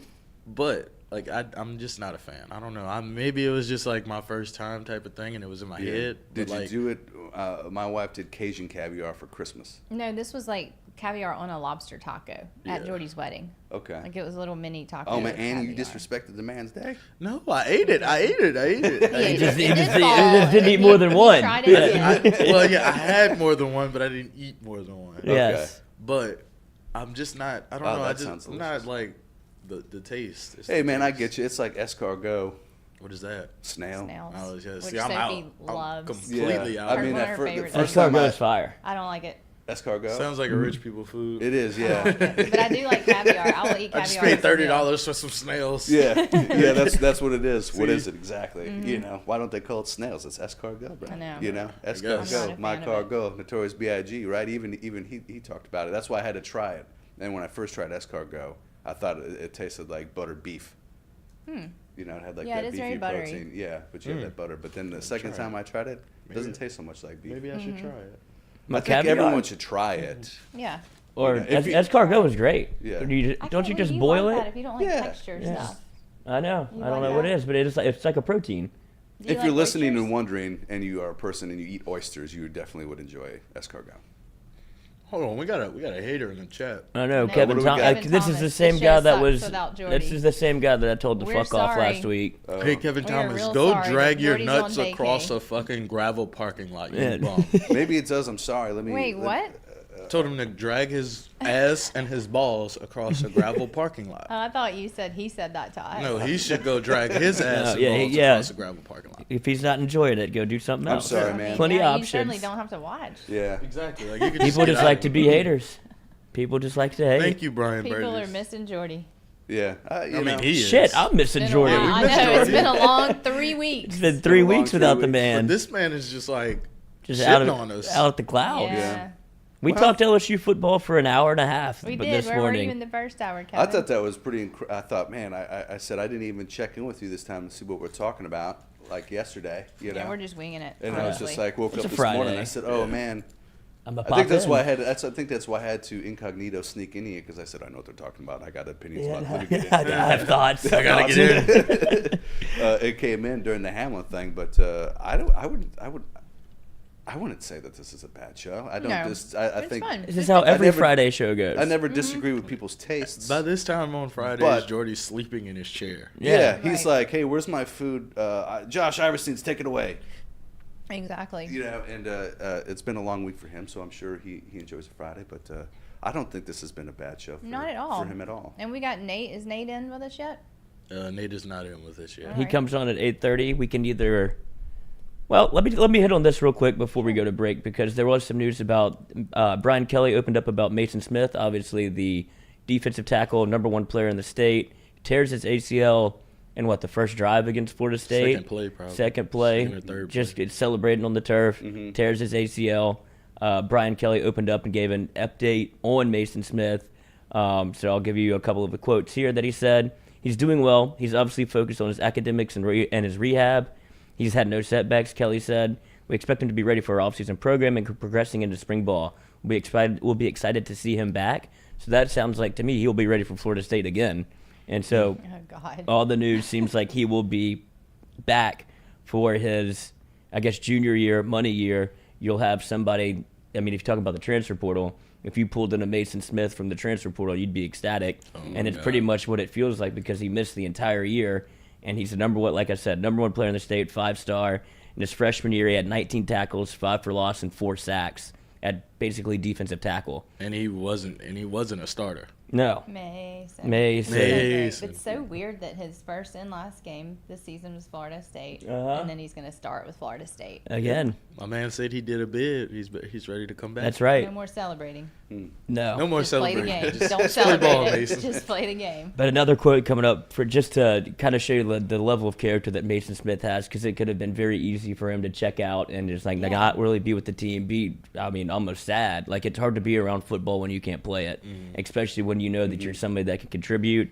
And he was talking about his impact kind of on the team, even though he was injured. He's like, that's a great question. This is coming from Brian Kelly. I would be remiss to not name him in particular for the ways he's hung in there with our team and matured. You know, he's recognized the value of his education. He's doing well in the classroom. He was at the pep rally. He was at the fun spot. That's a big man to put on some of those rides, but it's great for the kids. In the field that I'm in, everybody sees me in my office and on the sideline, but I get up every morning watching development of young men, and to see his growth and development has been amazing, and he needs to take credit for that. So Mason Smith doing everything and more that you would ask for somebody that was hurt all year, as somebody that you expect to make a massive impact on the defensive line when you put him with the Mekhi Wingo, add in a couple of players from the portal. You have Quincy Wiggins. Savion Jones. Like, you'll be fine on the defensive line. Hopefully you added some depth there, but to get Mason Smith back is going to be massive for LSU when that was somebody that you have, like, we're expecting to be a big-time player for you, never get to see it. But it also, because of that, you got to see the development of Mekhi Wingo, and now you have 2 stalwarts on the defensive line. So if you're an LSU fan, you feel good about that going into 2023 in Florida State, to where you have to run it back and see if you can, because that's going to be a perennial top 10 matchup. I can't wait for that game. Florida State, the opener. Mike Norvell has added a ton of talent to Florida State through the transfer portal. They are going all in, so next year will be massive. They bring back their quarterback, they're going to be like wide 96 receiver. Florida State. I feel like. They're going to be a team to watch out for. Like I said, top 10. This matchup with LSU, I don't think it matters, honestly, because of how highly touted both teams are. If you lose, right, doesn't it feel like, I mean, they didn't even hold it against LSU this year. The winner has the inside track to college football playoff. Yes. Like, the winner, their road to the college football playoff gets so much easier if they win the game. I think the loser still has a track, but they'll have to skate that you got to beat Alabama again, right? That's going to be exciting. But I think it's going to be just like last year. I think it's Florida State, this hype train, and then by midseason, no one's going to be talking about them because they're going to have. They're going to be Florida State and be Florida State. They went 10-3. Yeah, 10-win team. And they added a bunch of names from the transfer portal. They got a 5-star corner, added a running back. Like, they made moves that were, you wouldn't expect Florida State to move a year ago. Yeah. That people wouldn't have been interested in the program, but it seems like they got some of their juice back. So Mike Norvell, who felt like was on the hot seat and going to lose his job for Deion Sanders, instead he flips the script, wins 10 games, and now it looks like he's going to have, like I said, a great roster with a returning quarterback, returning wide receiver, and additions to the transfer portal. So the countdown is almost starting now for LSU Florida State, because it will be probably in the same vein that it was this year, standalone game, 8 o'clock or 7 o'clock Sunday night. Ugh. I know. Except it just won't be in the dome. I think that's really great for them in the program. I think I'm just bitter from last year. Yeah, I didn't know there was 10 games. God damn it! It's like I want that Purdue. That bowl game that we just played. I want that to be the outcome of this Florida State game. Right. I want them to never let off the gas. I will say Florida and drop State, 60 on this team. Florida State's bowl game went a lot different than LSU's did. And they played a 6-6 Oklahoma team and had to fight to get out of that thing. So you look at that, and you look at how LSU played in their bowl game, going back into the season, you might get You might get one of those LSU games where LSU I would just like it. dominates. I think it's because I had that expectation last year of, one, I think you always have it. It's like, it's Florida State. Mm-hmm. You have that kind of the reputation. I know they're trying to build out of it, but you still have that in the back. It's like when Kentucky was good, right? The last couple seasons, like a pretty decent team. Mm-hmm. You know it's gonna fall off. Yeah, you're like, point. it's still Kentucky. Right. It's still Kentucky football. It's eventually this is going to be. You got to see the other side of it. Yeah, eventually we'll see the other side of it. So I think there was that, but and then I think most of it was like I knew there was all that talk about him, even last year of like he's just keeping the seat warm for Deion, and so when we lost to him, it was like this is a team that the coach is already on his way out. The season hasn't even started. Mm-hmm. We should on paper beat this team, even though we had all these question marks. Like to me, it was looking at that schedule. It was like every non-conference game we should win, because of who we're playing. Yeah. It wasn't like we were playing say a Texas, or a Michigan, right, or a Power 5. Yeah, but it was just it's a good name brand. Yeah. So it's like, oh, this will be a fun matchup. LSU. I mean, you should have heard the shit we were talking on the show leading up to the game. We really put ourselves in a corner to the point where Florida State and they were making all like of us on Twitter. compilations of our takes yeah. from just this show, Of course. and putting them on Twitter. And I was like, Of oh course, god, it's easy. It was wild. Remember that guy was coming at me saying, "I heard you in the background," and I was like, "What? Yeah. What did I say?" Florida State fans felt real good about that win. That was, I think, close to one of my first times on here, and so it was like when I had mentioned it, everyone got real quiet about the Florida State. It got weird. Because I was. It got really weird. But they were awful. Mm-hmm. I hope we put 60 on them. I really do. I hope they go back, and I hope it's that way because I think we have so much. Whoa. Anything less than 10 games of being in that playoff next season, I don't. If your expectations aren't there as an LSU fan, they didn't get to be a part of the Harold Perkins experience either. Yeah. So or the Emory Jones experience. Right. He'll get the full Harold Perkins experience next year. Welcome to hell, buddy. Good luck on that flea flicker next year. And I think. Gosh, I know we haven't even talked about it. You guys have spent a whole lot of time talking about it all week, but I'm excited about Neighbors. Man, I thought he was a baller. I thought he was a player. I think he is going to be a legit wide receiver for us, and I'm excited to see him put up Justin Jefferson, Jamar Chase type stuff, or be that type of leader and getting open for Jaden. I just love the way that he was last year. I know his statistics weren't there. He had 1,000 yards. He went over 1,000 after the bowl game.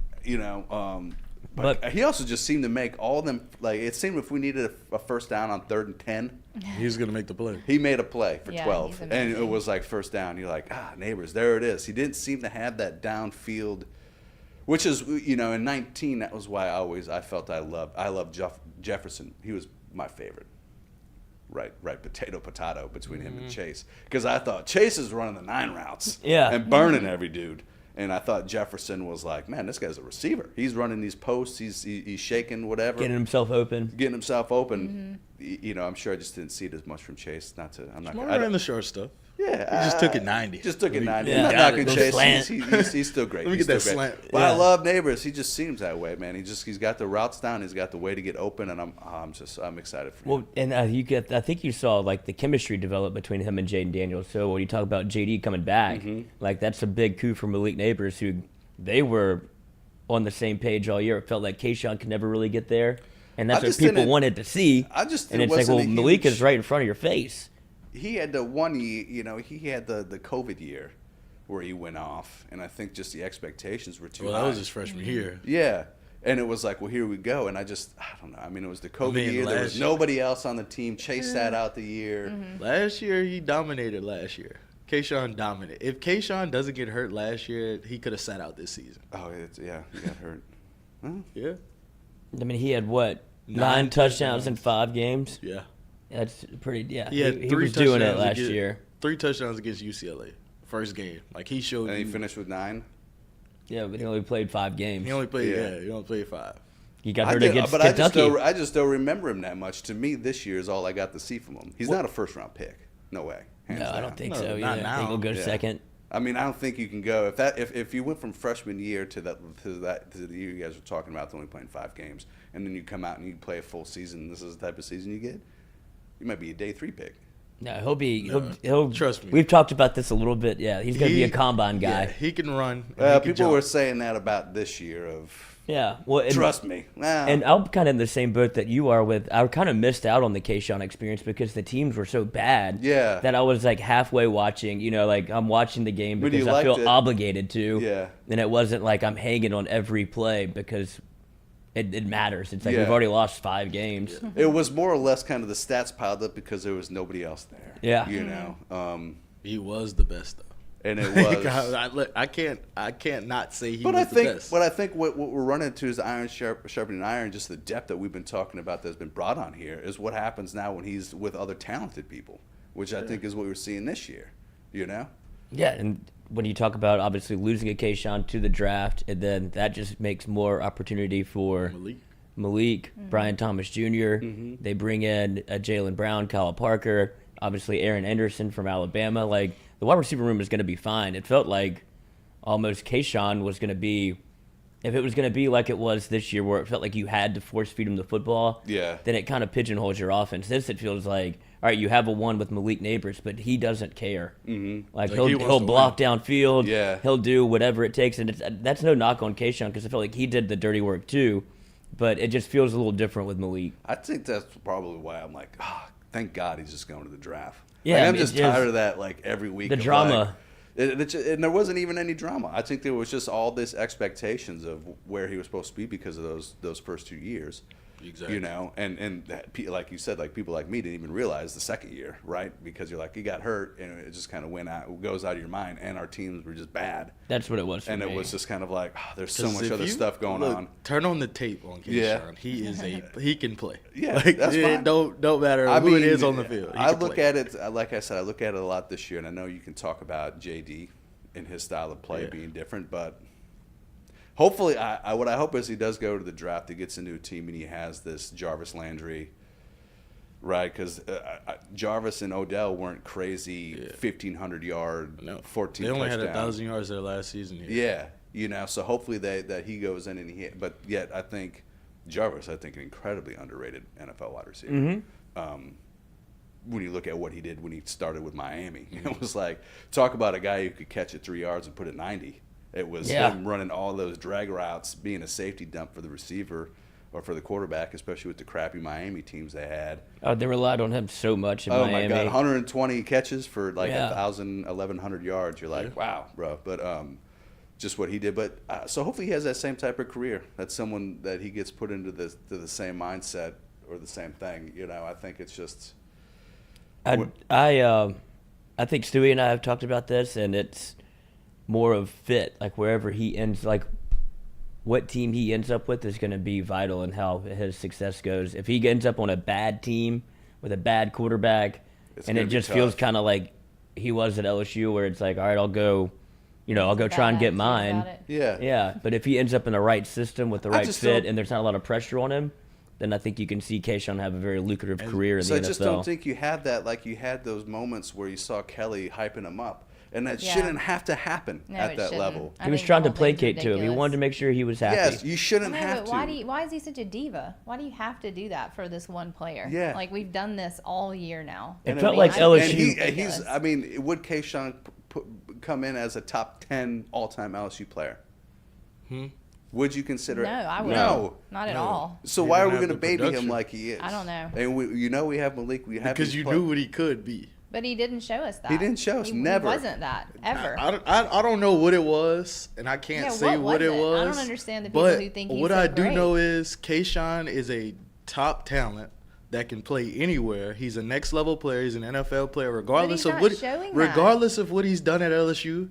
When he gets to those draft meetings and all of that other stuff that he's about to go through, he's gonna have to be honest. He's gonna have to be real with everybody. He will, but why will it? And he's gonna have to get get put. He's gonna get pushed either out or in. Yeah. And it's gonna show at the next level. And I think Keyshawn has what it takes to play at the next level. With I anybody. don't. I would definitely disagree with it. Like I said, I could see him slipping to Sunday. I think because I think if you were a bad team, But he's If not you were going to a bad go to team- a bad team now because he's going to fall in the draft. So now you're going to get a team like the Chiefs or the Eagles Yeah, that's what I or was the going to say. He's going to Vikings. go to Chiefs. The Chiefs need him, and teams aren't going to take him. And then He y'all could going go to be like, 30th in the oh, first shit. round. Yeah. Keyshawn Boutte is good, right? Yeah. Yeah, because he is good, but he's just a diva. Or you and he was go, pissed about he is Brian good. Kelly He's got calling Patrick him out. Mahomes. That's what's so sad about And it. Andy He Reid. is good, but he doesn't have a good attitude. No. And like people have to also understand, he also played for 3 different offensive coordinators in college and Well, a 3 lot of different people A lot of do. people quarterbacks. do, yeah. I mean, that's those not- aren't good excuses. Yeah. Yeah, Joe it A lot Burrow of is. people have overcome things that he should I have mean, overcome. Jamar Chase and Justin Jefferson had Joe Burrow for 2 years, Mm-hmm.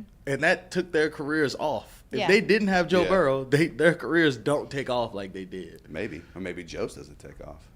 Yeah, they work together quite well. They Yeah, do work exactly. together. And I think It was a Chase perfect- and it was a Burrow are perfect still working marriage. together. He played with a I, bunch of. I hope you're right just for the sake. I love seeing LSU people succeed. I want that. I just but- don't see it. To me, I'm glad he's gone. He isn't a distraction. Yeah. We have other players that can make the play.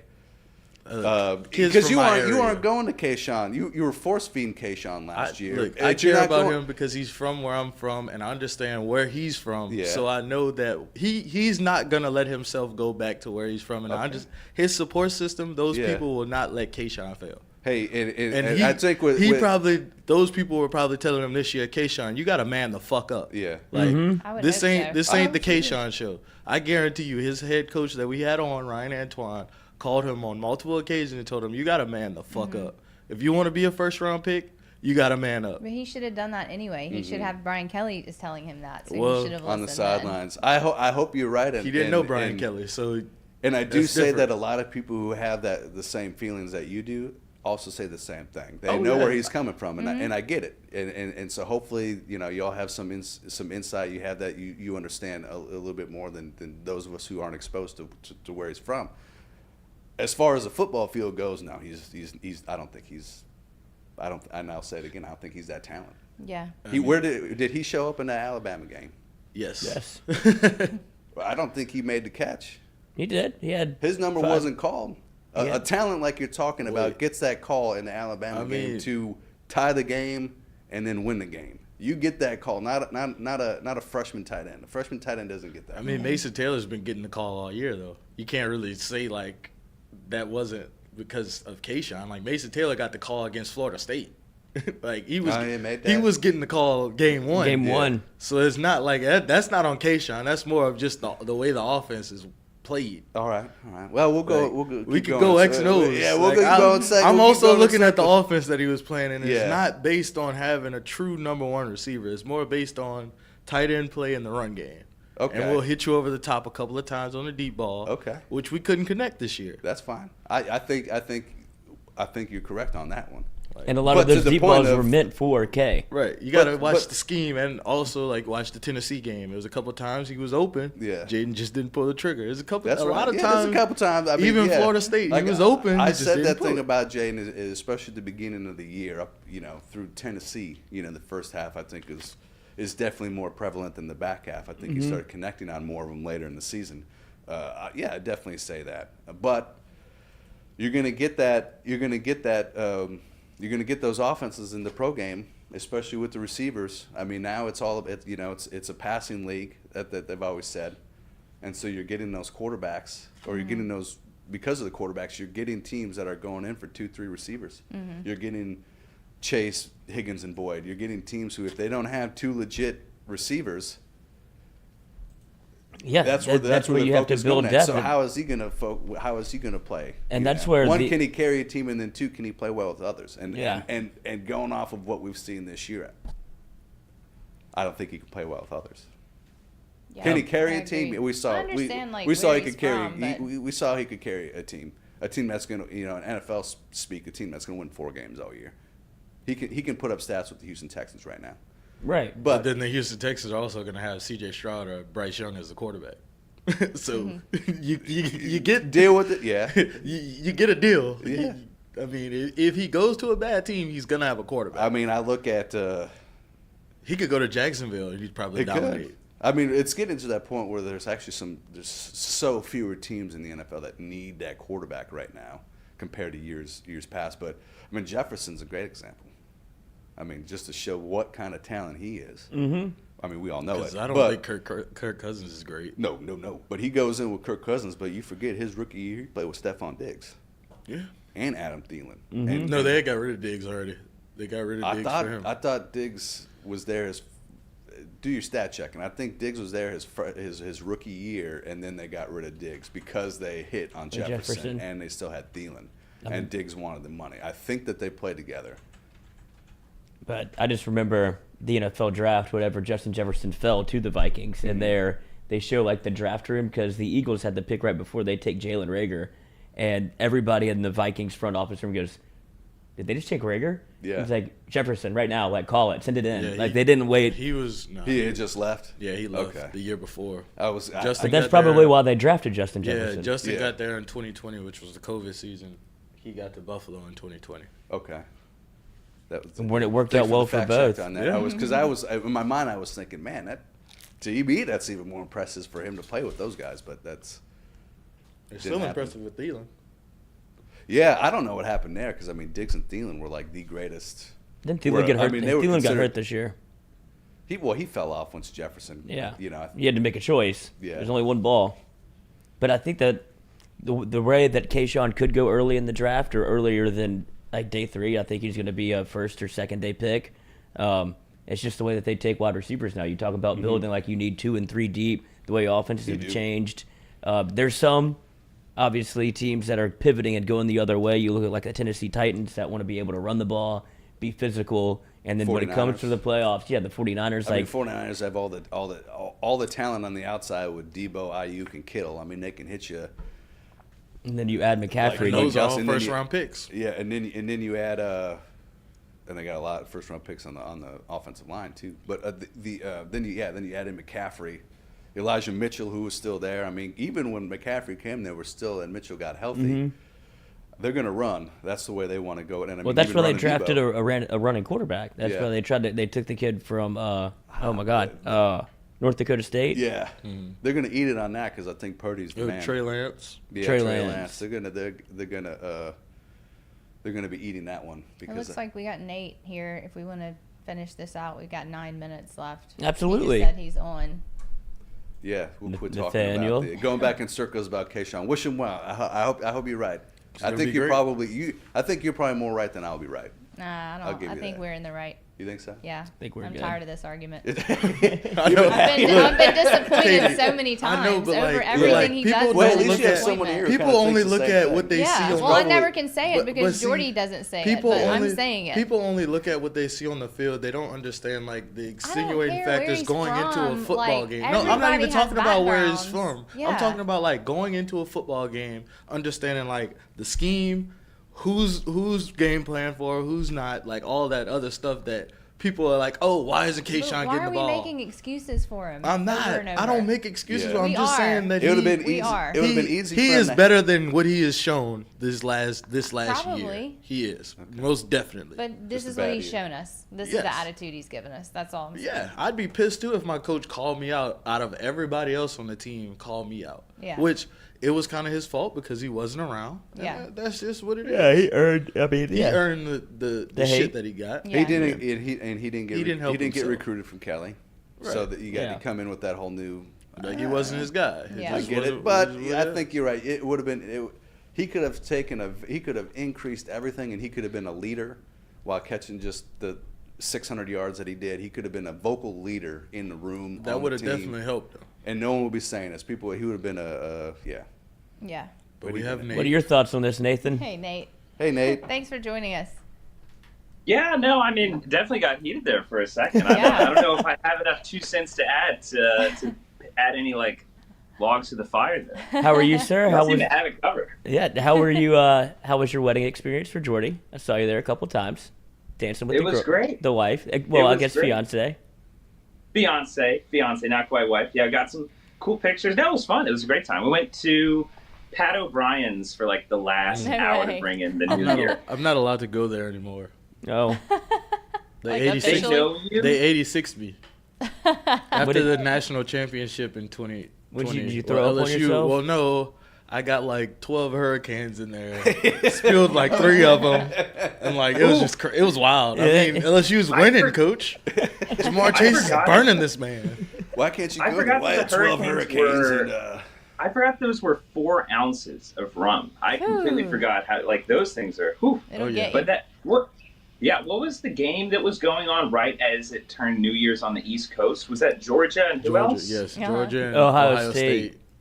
Yeah. Whenever it was like 11 o'clock, everyone was gathered around the TVs at Pat O'Brien's watching that game. Yeah. That was a sight. That was a lot of fun. That was cool. Cool. Man, we had a guy that was still at the reception. He was sitting by himself watching on the phone, and we all gathered around him. I was like, "Who are you going for?" He's like, "Georgia." And I was like, "All right, we'll cheer for you." And we had that. It started with one person, then it was 3 people, then it was 5 people, then it was 10 people, and he was just barking all night. Like for the last 1 minute of the game, he was just "Arr, arr, arr, go Dogs!" And they make the field goal, and he gets up and he's like, "We're getting drinks and drinks on me." And I was like, "They're free, dude. It's fine." But Drinks on me. It's an open bar. But yeah, we watched it. We watched the last minute on the phone at the bar. That's what or at the reception. That's what you do at weddings when the games come on. Yeah. Somebody's gonna have to watch. We were told there was going to be a TV there, remember? Oh, That's what yeah. people were asking in the beginning. Where's the There TV? were a few I went to a TVs. wedding They during weren't plugged LSU into A&M, like Thanksgiving weekend. Oh. Yeah. Yeah, that's a tough one. Nate said they had TVs. I didn't see him. Well, I think they were turned off. I think I saw that 1 or didn't 2 TVs. Yeah. That doesn't help at all. Yes. Doesn't help at all. Well, Nate, what you got for us? Well, let's talk about Avatar 2 becoming the number 9 highest grossing movie of all time. That's crazy. Of all time. This movie's, that was kind of the big story we kept talking about here on the show with Avatar. Like, the story, I'm not really that concerned with the story. The story's kind of the same as the first one. I think the biggest story is the bet that was set up with this movie was that it has to make $2 billion to break even.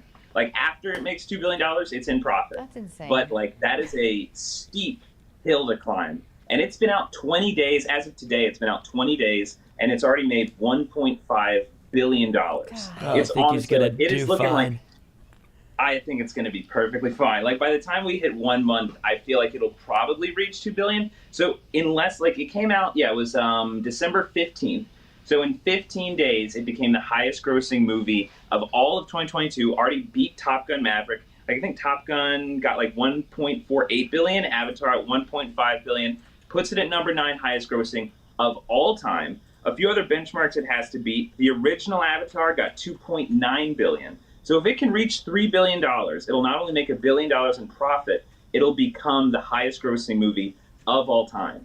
And I feel like 20 days to get $2 billion, I think it's going to be wild if it makes it. I'm surprised that it's probably going to make a profit. This seemed impossible. I mean, people don't really talk about Avatar, but I think that just the thrill of the experience is still enough to get people into the theaters, because I feel like the story behind it is this movie's not really going to be worth watching on your TV, on your phone. You're going to have to be in a theater to see Yes. it. And I think that story is still, or that feeling is still around enough to get what looks like $3 billion worth of an audience to go and see the movie. I mean, it's kind of, after 2 years of hearing that the movies are dying, it's nice to see so many people at least going back to watch something this much. So I think have y'all seen it yet?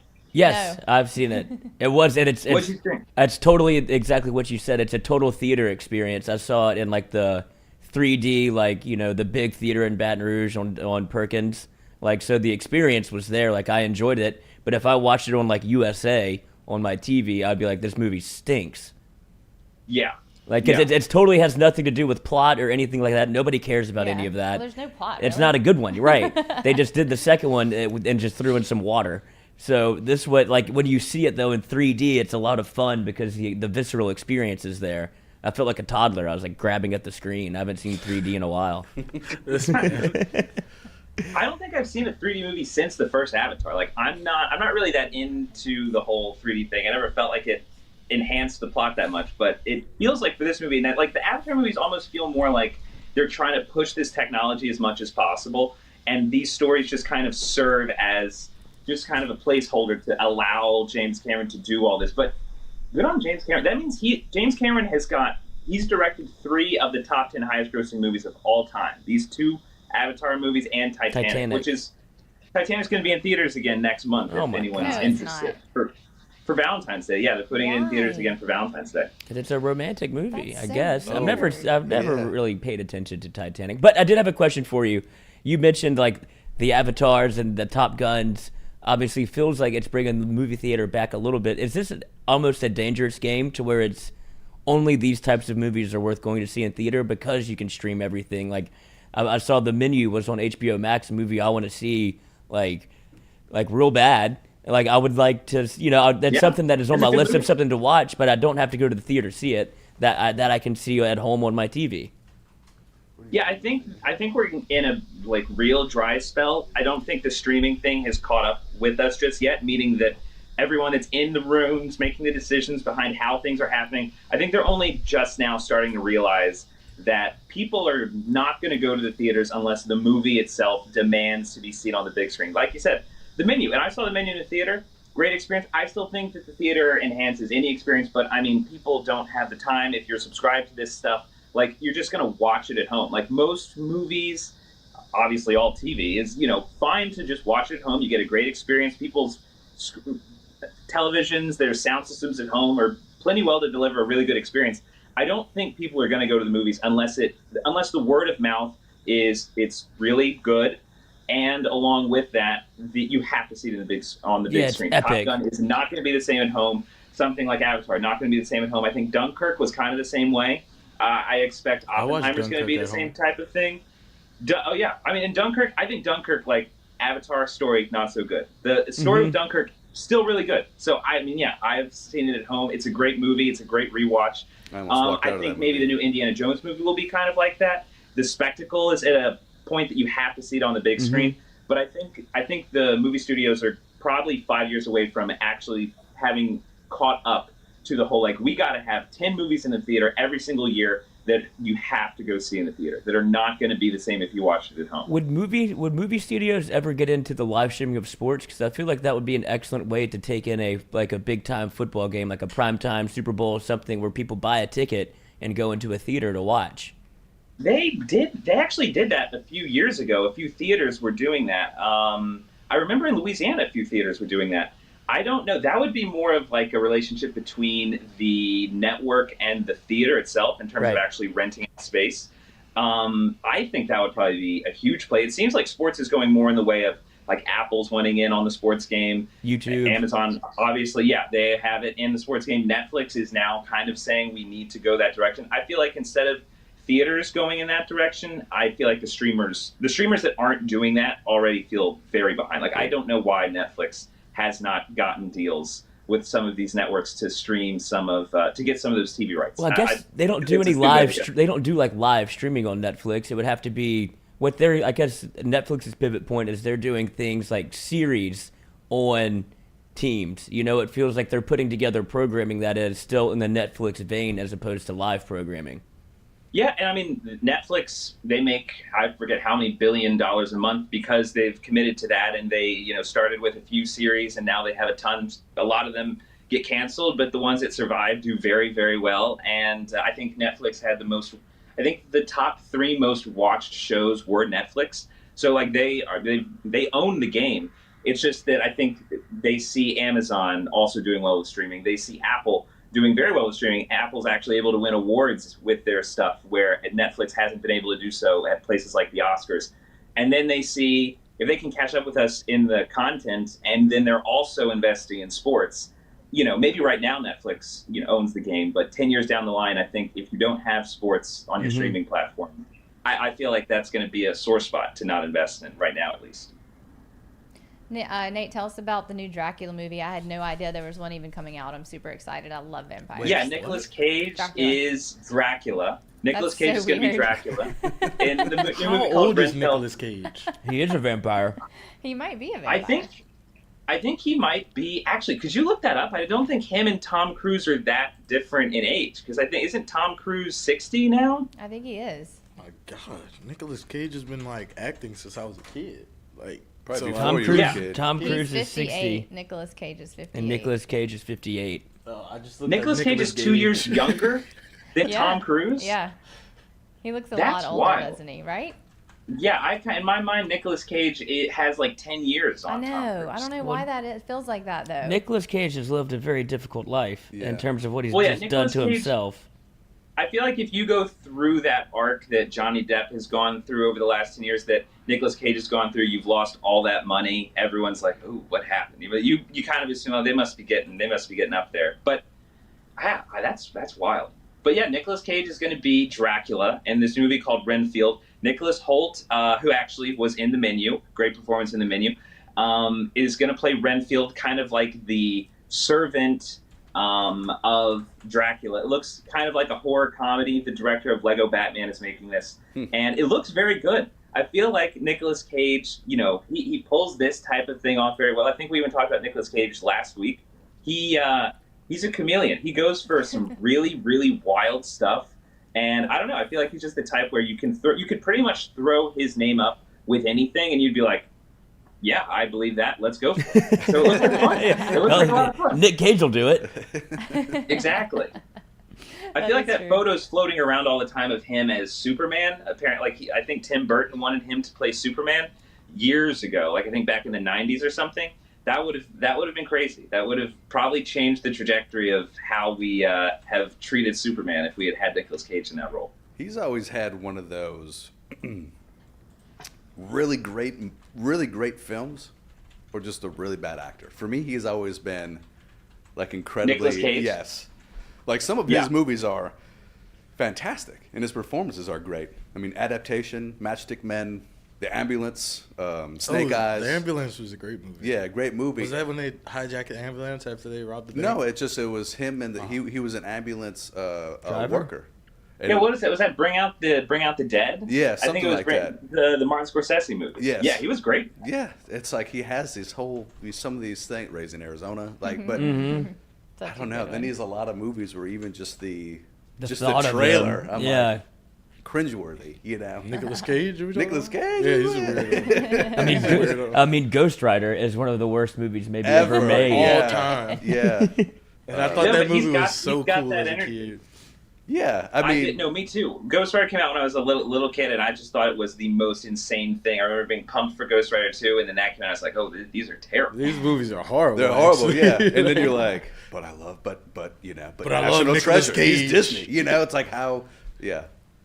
Even the National Treasure movies, like I feel like if you're going to rewatch them, it's because of Nicolas Cage. Like he brings just an odd quality. It's not like you're not going to throw him in with like a Marlon Brando or a Daniel Day-Lewis ever, but he does he's up there in terms of like throw him in anything. He'll be great. Who would be another person that you could think of that as like that?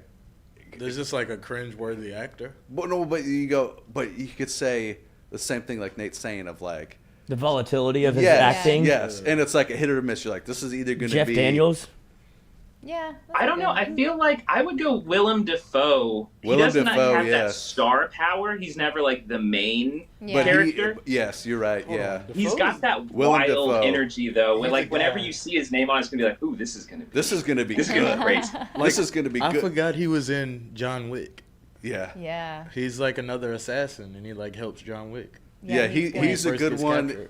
Along that same lines, I mean, if you were going into a little bit of, or probably, Nick Cage is, he's older, I think, than Nick Cage. But if you're going in like that 80s, 90s, I would probably go Gary Busey. Oh my God. Oof. Even on some of those. Yes. What were those He was doing a few commercials a few years ago. Yeah, what were those? He was even wild in those. Yeah. I forgot what they were. I forgot too, and it was so odd to see him again. Was it like Amazon? Was it like Amazon? Yeah, it was the Fire Stick. Amazon Fire. It was the Fire Stick. Is that what it was? Yeah. Those are the ones. He'd always walk in and he had this. Ooh, he was crazy. He was, but you had that thing where he had those movies where you're like, yeah, I mean, you could see him do anything, right? Or it's like you could buy it, but it didn't always work. I'm looking at it now. Yeah, it was for the Fire Stick. Well, he rings a bell and stuff. He got in.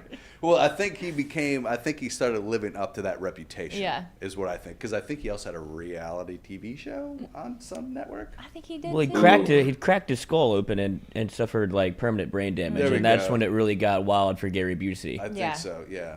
Ooh. Well, that took a sad turn. Wait, y'all didn't know that? Was that why? I didn't know that. No. Yeah. I had no idea. Yeah, he had some kind of accident. Mm-hmm. But how He did fell do off a it? motorcycle without a you helmet could on. see, like his eyes a little like lazy now. He was he's great in different. Entourage for that one scene Yeah. on the beach.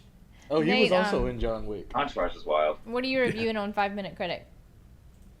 This week is Babylon. I just went to go see it this week. This was like the last one on the list for the year. I think someone even asked about it in the chat last week. Uh-huh. I was kind of expecting it to be a disappointment, honestly. It's 3 hours and 9 minutes.